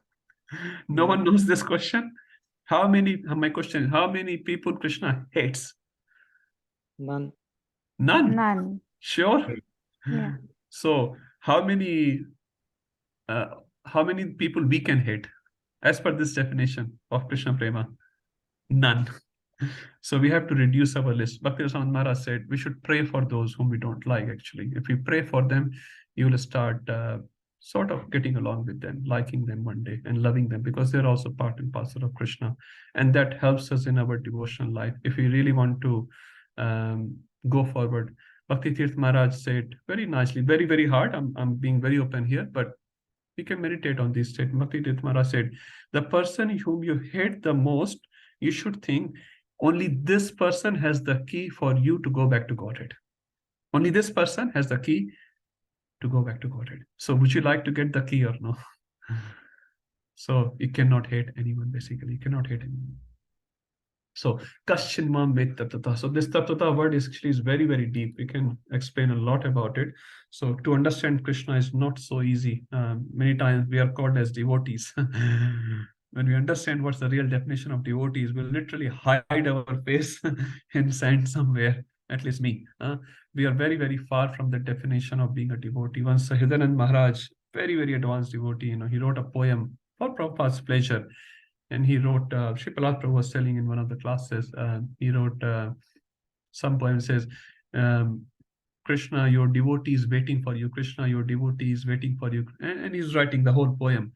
So Prabhupada was shown that poem, and Prabhupada read that poem. Prabhupada became very grave. And he said, give me a pen. So Prabhupada cut the word devotee there, cut all the devotee word, and he says, put your servant is waiting, your servant is waiting, your servant is waiting. Prabhupada says devotee is a big word. Devotee is a big word. And sometimes we are called senior devotee. Senior. So it's very, very deep, very, very deep. So it's not a casual thing. It's not a casual thing. Sripalad Prabhu said in the class, if you take it casually, you become casualty. So don't take devotional life so casually. It's very serious matter. Very, very serious matter. We should take it seriously. And at least try to keep it simple. Simple means without offenses, as much as possible, without offenses. Then the possibilities are a lot. Okay, so Tattvata, I was just trying to explain the word Tattvata. What does Tattvata means? It's not about where Krishna has taken birth, when Krishna took birth, and all those things. That's just a piece of information. Knowing Tattvata means loving Krishna, and loving Krishna is very, very deep. And those people are extremely rare in this planet, extremely rare. Okay, let's move forward. 7.4. Now just go to the Bhakti Shastri handbook. So the section which we are reading is knowing Krishna in full by hearing about him. So this is the section we are reading, verses 1 to 7. Now Krishna will start speaking about how you should know him, not as a transcendental person, because transcendental you can say, okay, he lives in America. I have never been to America, for example. So tell me something about an Indian village. Suppose I belong to a village, you can relate to the village things more than the America thing, isn't it? Because you live in village. So we live in this material world. So Krishna will start explaining about this material world, and then he will explain how he pervades this within this material world, and that we can connect with him, isn't it? That's more connecting to us. So let's see what Krishna is saying to us. Tanya Mataji, would you like to read verse 4? Yes, Prabhuji. Bhumirapo analo vayu. Bhumirapo analo vayu. Khamano buddhireva cha. Kammano buddhir eva cha. Ahankara itiyam me.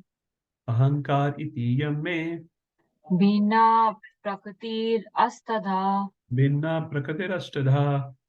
Translation: Earth, water, fire, air, ether, mind, intelligence, and false ego. Altogether, these 8 constitute my separated material energies. Thank you, Mataji. Now, out of those 5 topics discussed by Baladev Vidyabhushan, this verse comes under which topic? Simple question. 5 topics. Which is this topic? Material nature. Prakriti, right? So you can identify the verses, and then you can make a list and you can just relate to it more. So previous verse relates to which topic? 7.3. Jiva. Yes, go back? and more. So not each verse will have only one category. There can be multiple categories as well. Jiva, yes, and Ishvara. Tattvataha, Mam. He's talking about me, knowing me. Ishvara, very difficult, very, very rare. So this verse is talking about Prakriti, material energy. So what Krishna is saying here, they are Ashtadha. So everyone knows Ashta, Ashtadhatu. Ashta means 8. So what are these 8 elements in this material nature? Bhumi. So Bhumi, everyone understands Bhumi. Apa is water, Apa or Apsu, Salil, Jal, so many names are there. Anal means Agni, fire. Vayu is wind. Kham means space. Now these 3 are called Panch Mahabhut, which we generally refer to, and we say our body is made up of that. So these are the gross elements. You can touch the body. You can see these, you can touch, you can smell, you can feel all this. That's fine. Like Vayu, you can feel. You cannot touch the Vayu. Agni has 2 elements. You can touch it and you can see it as well. So each element will have. Can you taste the Agni? Don't try it. I'm just asking a question. You can't. So third element, you say Apa. You can taste, you can smell. Not you can smell. You can taste, you can touch, you can feel. Right? But can you smell Apa? Not much smell is there unless it's it's a mixed water, some rasna or something. You can smell. But if you go to the next element, which is Bhumi, you'll see another element has come in. You can also taste the earth. Many kids you would have seen, maybe you have done it as well. They eat mitti. Even Krishna was eating the mud. And when Mother Yashoda asked, Krishna, did you eat the mud? And Krishna said, Naham bhakshitva amba. Sarve mithya vishanshana. Na aham. I have not eaten the mud. I have not eaten the mud. Sarve mithya vishanshana. They're all speaking lies. Actually, Krishna is speaking the lie. In one sense, yes, and in one sense, no. Even acharyas have debates on this topic. Was Krishna lying or no? In general, he was lying. He had eaten the mud, but he was saying to Mother Yashoda, I have not eaten the mud. So you can taste. Earth has this beautiful smell, beautiful, especially when the first rain come in India. You can smell very beautiful. You buy a ghada in India, you bring it home. It smells so nice, and then you drink the water. It's so beautiful. What is this fridge water? Not so tasty. That ghada water is very good. Surahi. Anyone know Surahi? I don't know how to translate in English, but Surahi and ghada.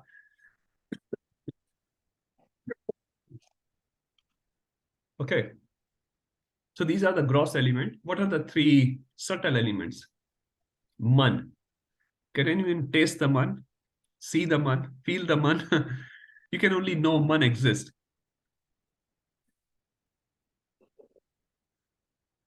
So sometimes, this famous saying is there, I don't mind. So sometime I think a person says, I don't have mind. So you can't say that. So I don't mind. It's just expression of our emotion. We can feel the presence of mind. Sometimes we get happy, sometimes we get angry. Sometimes we are upset. Some different emotions come in our heart. Sometimes we feel love towards someone, sometimes we feel hatred towards someone. So buddhi, same thing. So buddhi, you cannot say, show me your buddhi. You can only show in the actions. You cannot put in the plate and say, this is my buddhi. And the last element is ahankar, ego. Everyone has it, at least I have it in the mountain full. But how would you present it to the other? Only by my action, I'll become arrogant, for example. So ahankar. So iti yamme, this is my bhinna prakatir ashrita. What does bhinna refers to? Prabhupada writes separated energy. Prabhupada gives two examples for separated energies. One example Prabhupada gives in Ishopanishad, cow and milk. Milk is the energy of cow. Milk is inside the cow, and then a milkman takes that milk out. Now, when the milk is out of the cow, it's still the energy of Krishna, but it is called separated energy, isn't it? It's been separated from the cow. Similarly, Prabhupada said, my recordings, Prabhupada was speaking on dictaphone and devotees will take that recording and play somewhere. Prabhupada said, my recordings are also my energy, but my separated energy. So similarly, this material nature is Krishna's energy, is made by Krishna, but it is, in one sense, you can say, separated from Krishna. In one sense, not, because Krishna is still present. So it is separated energy of Krishna. Now, in this, I was reading the purport of Prabhupada. One very beautiful thing Prabhupada has presented in this particular verse, and maybe I have read it many times, but again, I keep forgetting. Prabhupada gives this reference. This is from Sattva Tantras, where Prabhupada is writing, when we talk about three types of Vishnu, a typical Hindu person coming from Indian background, you talk about there are three Vishnus, he will say, what? And he will probably laugh at you. He will not believe you. Prabhupada gives that reference in this particular purport here, and he talks about Vishnus to Trini Rupani. Trini Rupani. Trini means teen.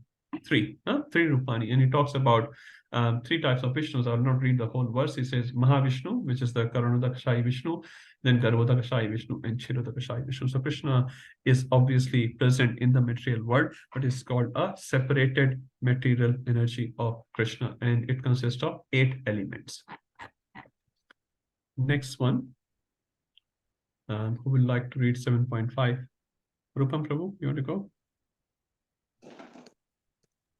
Yes, sir. Hare Krishna. 7.5. Apareyam itastvam anyam. Apareyam itastu anyam. Prakritim vidhi me param. Prakritim vidhi me param. Jiva bhutana mahabaho. Jiva bhutam mahabaho. Yayedam dharyate jagat. Yayedam dharyate jagat. Translation: besides these, O mighty armed Arjuna, there is another superior energy of mine, which comprises the living entities who are exploiting the resources of this material inferior nature. Thank you, Prabhuji. Thank you. So Krishna in the 7.4 talks about this material energy, and in 7.5 he says anyam, apareyam. So apara word you would have heard many times. Apara dharma. So apara means inferior, para means superior. So apara iyam. So apara iyam is this one. So what Krishna is calling, not we are calling, this one is what? Apara energy of Krishna. It's not para energy, it's not a superior energy of Krishna. But apareyam, itastva anyam. There is another one besides this. So Krishna is clearly talking about two. Besides this one, which is apara, there is another one, which is that para, superior nature. Prakritim vidhi me param. My prakriti. Now prakriti can be, sometimes we call prakriti and we immediately take the translation as material prakriti. We should not do that actually. We should be very careful where this word is used, because where it's used will define the meaning of that word. In Sanskrit, there's a very strong language actually. One word can have multiple meanings. So based on the context, the meaning will change. So just by prakriti, we cannot say some material prakriti. Krishna is saying my prakriti. So Krishna is saying this is also my prakriti, that is also my prakriti. If you look at 7.4, just put on the screen. So he's saying Prakriti word here as well, right? 7.4 Prakriti. But which Prakriti we are talking? Ashtabha. Bhinna. Bhinna means separated energy. And then 7.5 is again talking about the word Prakriti. But which Prakriti we are talking? The superior energy of Krishna. Para Prakriti of Krishna. So Apareyam, Ayam means this one. To Anyam, there is another one. Prakriti Vidhi me Param. And who that belongs to? My Prakriti. That is also mine. This is also mine. That is also mine. So Krishna very clearly saying, I am the owner. I am the source of that Prakriti as well. Jiva Bhuta. What is that known as? Jiva Bhuta. Mahabaho is referring to Arjuna. Mahabaho, there is another superior nature. That's called Jiva Bhuta. Okay, Jiva Bhuta. Yayedam dharyate jagat. Now, jagat refers to this material world. So this is superior energy, which we understand. If you understand these 8 elements, so Jiva is higher than these 8 elements. So these are called the gross and subtle elements. Jiva is higher than them. But what Jivas are doing? Now this Jivas, now Jiva can also be different types of Jiva. One type of Jiva who lives in the spiritual world are called Nitya Mukta Jivas. They are Nitya Mukta. They are eternally liberated Jivas. Another category is Nitya Baddha. So there's Nitya Mukta and Nitya Baddha. Nitya Baddha, where do they belong to? In the prison house. So we are Nitya Mukta or Nitya Baddha? Baddha. Quite clear, not Mukta. I was driving back home after the Vyas Puja and the temperature was like 37 degrees or something. If I was Nitya Mukta, I would change the temperature. I'll change the temperature to probably 16 degrees or something. If I was Nitya Mukta, I'll probably take a helicopter or something. Why helicopter? Make a room myself in that Castle Hill showgrounds. So we'll do so many things. We'll do so many things. We are Nitya Mukta. So many times, some people translate the word, this Jiva are dharyate, sustaining the Jagat.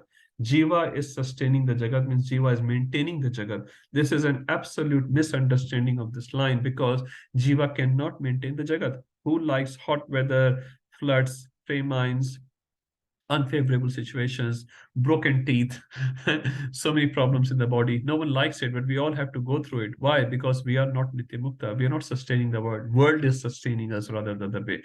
Whatever comes, we just have to tolerate. We can make some adjustments. If you have, air conditioning in your house, you can change the temperature. Some adjustments you can make, but you are not sustaining the whole world. That's not. So what are they doing? Prabhupada writes, who are exploiting the resources of this material nature. So what Jiva is doing here, exploiting the resources. Another meaning which you can take of Dharyate, Chaitanya Prabhu gives this nice example of prisoner maintain the prison. Prisoners maintain the prison. How do they maintain? If prisoners were not there, would prison house be there? Why would government make a prison house if there are no prisoners? You'll not do that. You'll only make a guest room because guests come to your house. Generally speaking, if no guests come to your house, you'll all have bedroom, 1 bedroom, 2 bedroom, 3 bedroom, 4. No.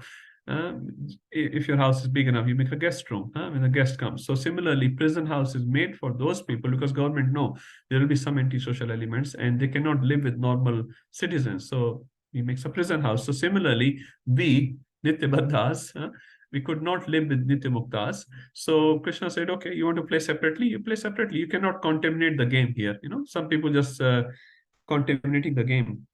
Again, I was looking at the signs. There's some cricket match today somewhere. I don't know where and who is playing. I really don't know about it. But I'm saying there's some cricket match going on. Now, imagine if the cricket team is playing, 22 players are playing. And even how many played at one time? Rupam will know more than me. 14? No, you're correct. 11 from each team. Yeah. But at a time, they cannot play 22 together. At a time, there are only 14 or 15, right, on the field at a time. Okay. So at a time, 14 players. Imagine if 4 or 5 audience jump into the field. What will happen? They will not like it. They cannot play the game. Similarly, we are like those antisocial elements. They were serving Krishna nicely. Nitya Muktas are serving Krishna nicely. So we became like antisocial. We're disrupting them. So Krishna says, get out. I'll make a separate room for you. You go, you're naughty boys, you go in a separate room. So we are in a separate room right now under the supervision of Maya Devi. So these jivas, dharyate jagat means sustaining the jagat, can also mean because of the jiva, because of the prisoners, prison was made. So because of the naughty jivas, this material world was made. So in that sense, we can say prisoners maintain the prison. Prisoners maintain the prison. These naughty jivas maintain the material world. So we can also take in that sense, jiv bhutam dharyate jagat. How do we sustain? And Prabhupada writes, without any confusion, he writes, what are we doing? Exploiting the resources of this material nature. And Prabhupada says in his famous purport of Hare Krishna Mahamantra, we are trying to exploit this material world, but we are getting more and more entangled in it. Like a fly is trying to come out, a fly who's stuck in a spider web, trying to come out. What's the result? She gets stuck more and more and more. So we are trying to exploit the material world. What's happening? The result is we are getting more and more entangled in it. Law of karma is working very harshly. I'll just read one or two lines here. It is clearly mentioned that living entity belong to superior nature of the Supreme Lord. So first thing is we belong to Supreme Lord, and the second is we are the superior nature. So there's a gross nature here, which we talk about 8 elements. We are superior to that. 343 also confirms that. The inferior energy is matter manifested in different elements, namely earth, water, fire, air, ether, which you read in the previous verse. Both forms of material nature, namely gross and subtle, earth is the gross and subtle is the mind, are products of the inferior energy. So even our mind and ahankar, this belongs to inferior energy. One time Chaitanya was saying in the class very nicely, it's difficult for us to realize we are not the body, we are the soul. It's difficult, but it's still digestible. We are not the body. One day body will go, we are separate from the body. But it's very, very hard to know we are not even the mind. Because we run our whole existence with our mind. We cannot take if someone goes opposite to our mindset, isn't it? It's very hard.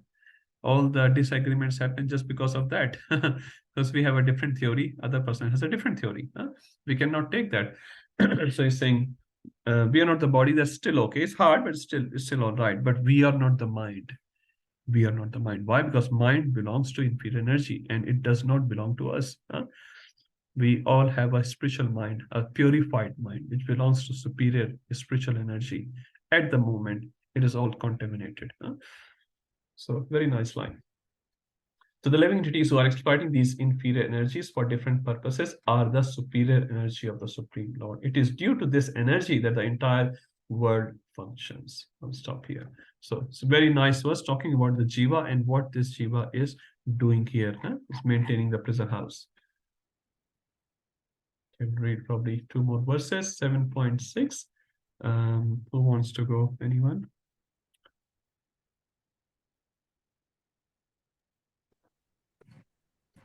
Prakash Prabhu is ready again. Go for it.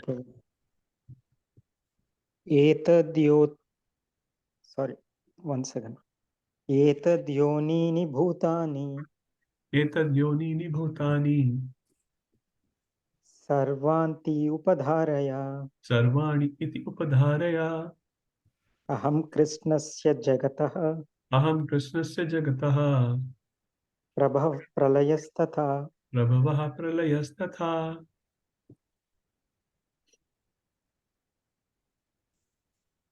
All created. Sorry, That's okay. Translation by Prabhupada ki jai. Yeah. All created beings have their source in these two natures of all that is material and all that is spiritual in the world.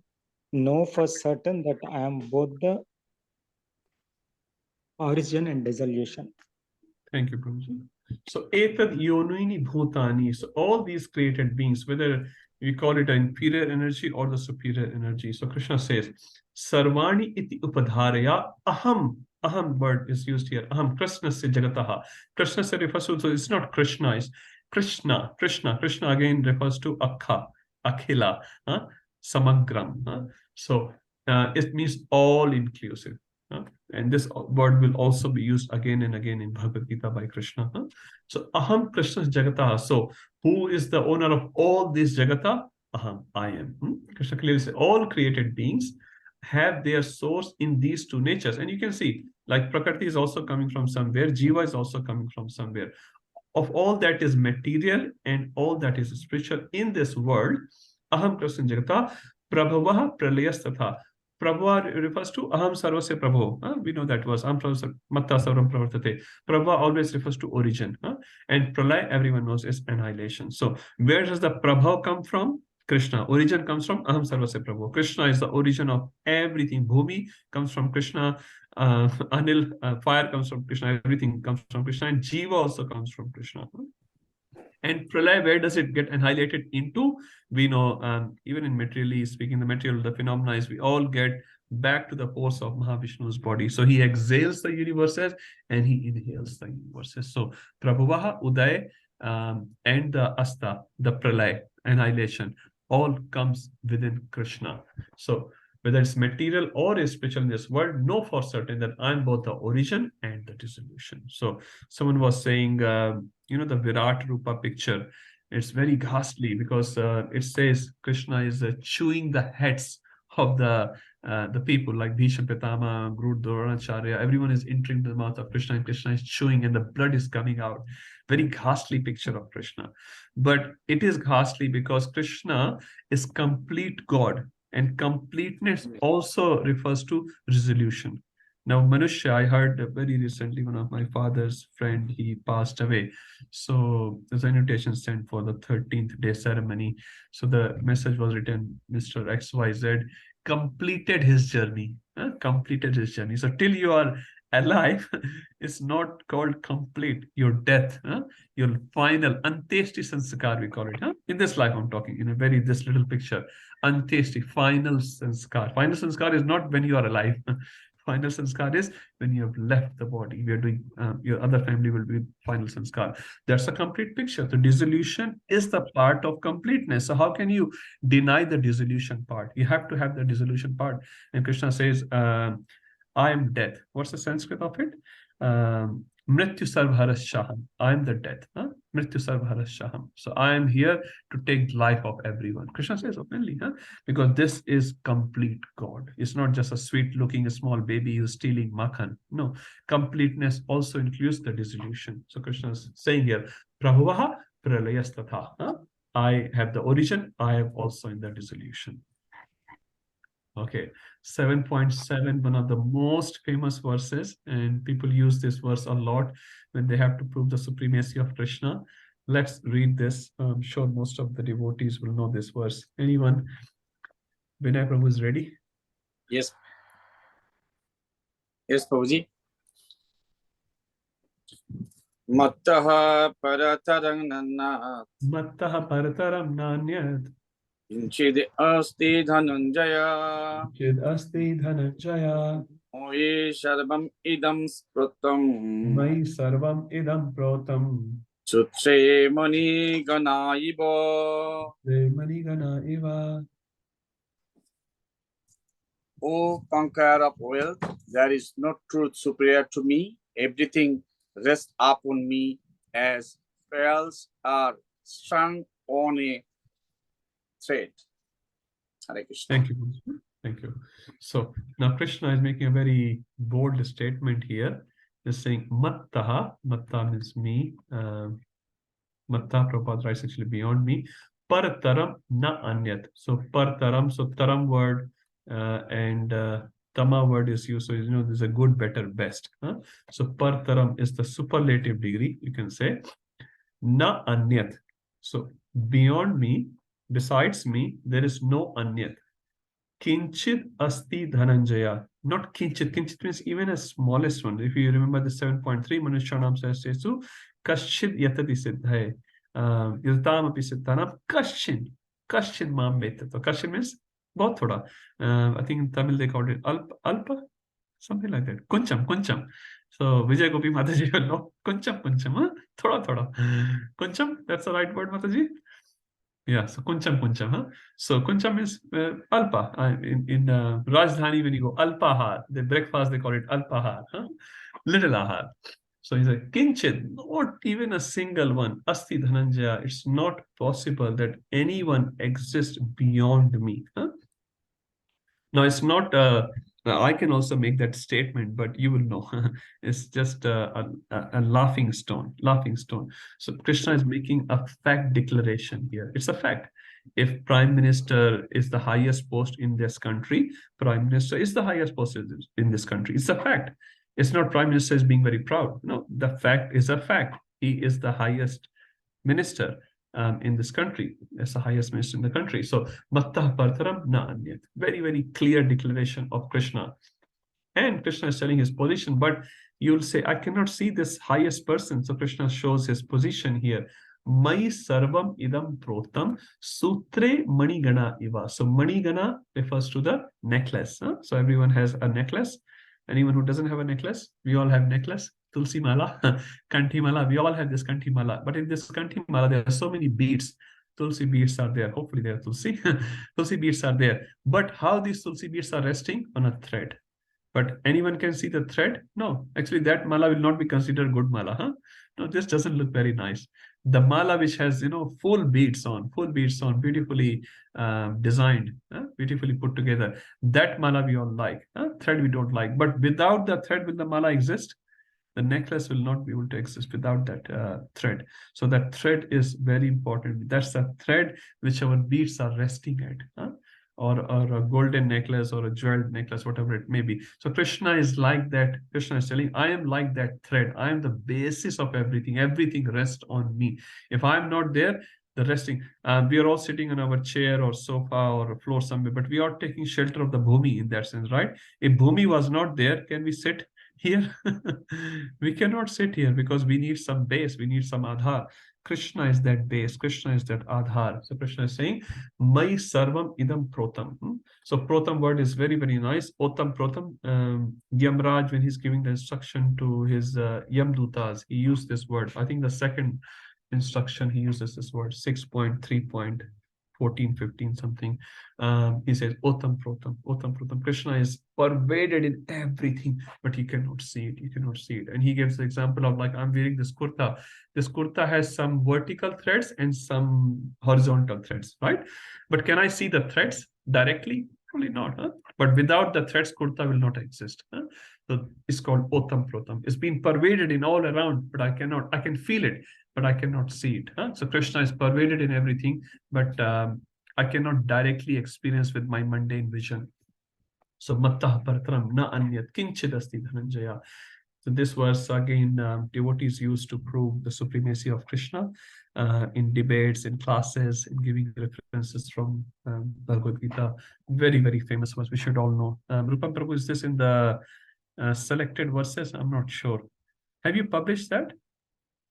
I did, Prabhu, but I'll have to check. Okay, yeah. But please remember this verse for our own knowledge. I don't know what the Mayapur recommendation is for the exam purpose, but it's definitely one of the recommended verses which we should learn. Very, very important. Krishna. It's not in the list, Prabhuji. Sorry, Mataji? I'm saying it's not in the list. It's not. Mataji is already preparing for the second exam. Mataji is like super organized. Last exam also, she was super organized, and this also. Rupam Prabhu, now you have to probably hand over your services. Anyway, good, Mataji. You're looking into this already. I think Mataji's mother is very fond of verses. So she's 7.5 is there, but not 7.5 is there. Oh, really? 7.5 is there. Okay. I was expecting 7.4 will be there. 7.4 is also very popular verse. 7.14 after that. 14 is definitely should be there. That's fine. Anyway, 7.7 you can learn. My recommendation. It's very, very useful verse. Okay, 7.8. Now, before I start 7.8, I know 6.12. I'll just give introduction of this series of verses, and we'll stop here. We'll do the verses next time.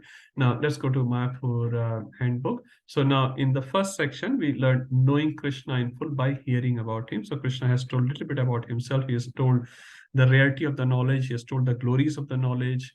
And he has told who will know Krishna in Tattva, very, very few. And he has also told about the material nature. He's told about Jiva, and he said both are mine.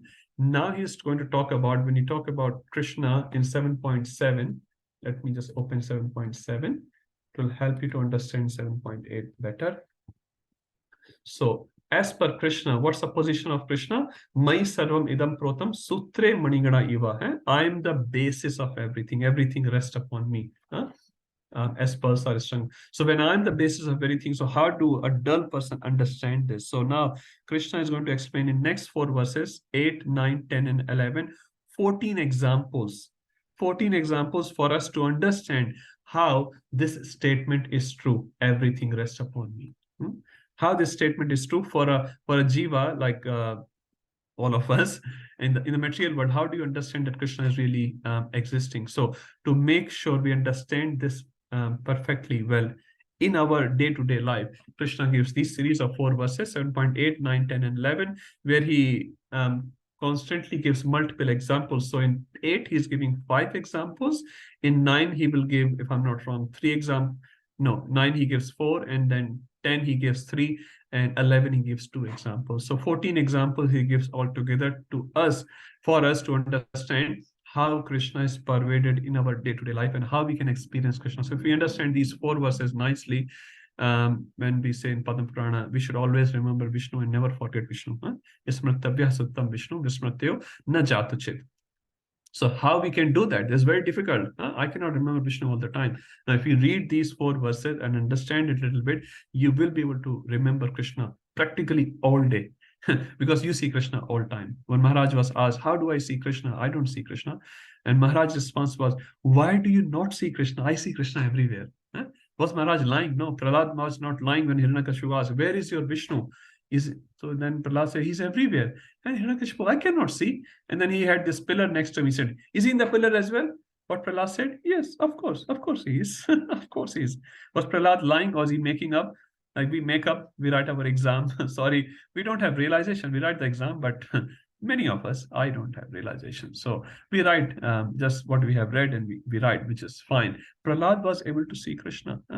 So similarly, when we understand these verses, if we meditate on them, and again, it will be a little practice before we can get to that stage, we will be able to experience Krishna in day-to-day life. So these 4 verses are very, very beautiful. Please read these 4 verses and their purpose before the next class. And we'll do these 14 elements, how we can remember Krishna given by Krishna. Okay, I'll stop here at 6:15. Any questions or quick comments? Okay. Prabhu, just one quick question, Prabhu. Yes. So, Prabhu, from chapter 7 to 12, like we mentioned it as a Bhakti Yoga, the Sanskrit translation, if you go back to that slide which you were showing, yes, please. It has got like a Vijnana Yogam, Akshara Brahma Yogam. Yes, Prabhuji. The most confidential knowledge. So it's an opulence of the absolute. Yes, even though it's a knowledge about Krishna, but some school of thoughts take it as a Jnana Yoga, right? I mean to say, since it talks about the knowledge. Yes, yes. So how do we like understand it better? Yeah. Even though it's knowledge about the absolute truth. Yes. But so knowledge, as you're saying, Prabhuji, another school may. Whether it's Jnana Yoga. Okay, so they say it's as a Gyan. I don't know, Prabhuji, which schools we are talking. I haven't read many Bhagavad Gitas. I've only read one Bhagavad Gita. But just based on philosophy, we can definitely say knowledge is just not a knowledge as a piece of information. If that knowledge leads to Krishna, like in Nectar of Devotion, Rupa Goswami says, Anya Vilashta Shunyam Jnana Karmadi Anavritam Anukulena Krishna Nushilam Bhakti Uttama. So he's clearly saying Jnana Karmadi Anavritam. He's not saying Jnana and Karma is Shunya, is zero there. What he's saying is not covered by Jnana. It's not, the primary is not Jnana, primary is not Karma. Jnana Karmadi Anavritam. He's not saying non-existence of Jnana. So you're also like, Brahmada Gaudya Sampradaya, reading about Krishna. You're knowing about Krishna. This is knowledge. This is not wrong. But what is the goal of this knowledge? To love Krishna. That's the goal of my knowledge. So that's why, based on that definition, Prabhupada called it Bhakti Yoga, which makes sense. What's the goal of our Bhakti? To love Krishna. Our sadhana, the goal of our sadhana is to love Krishna. So based on that, it just completely makes sense. Now, if they take a superficial meaning, I don't know who you're talking, but that's fine.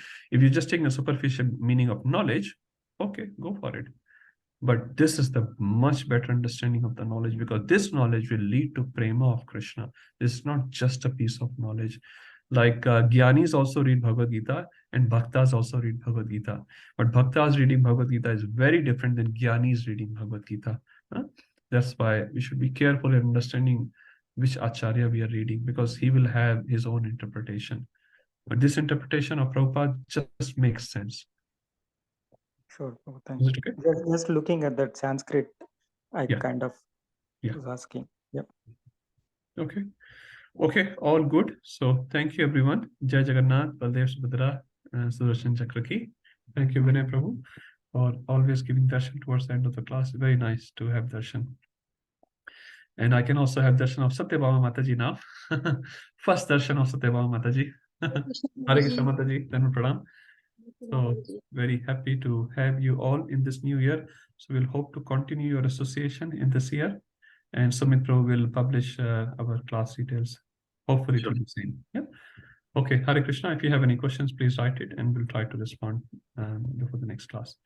Hare Krishna. And Wednesday is Ekadashi in Sydney. I'm not sure what in India. Okay, Hare Krishna. Srila Prabhupada ki Jai, Bhagavad Gita ki Jai, Gaur Premanande, Hari Hari Bol. Thank you so much. Thank you everyone. Hare Thank you, Krishna. Prabhu. Hare Krishna. Thank you. Thank you, Prabhu. Hare Krishna. Thank you, Hare Krishna.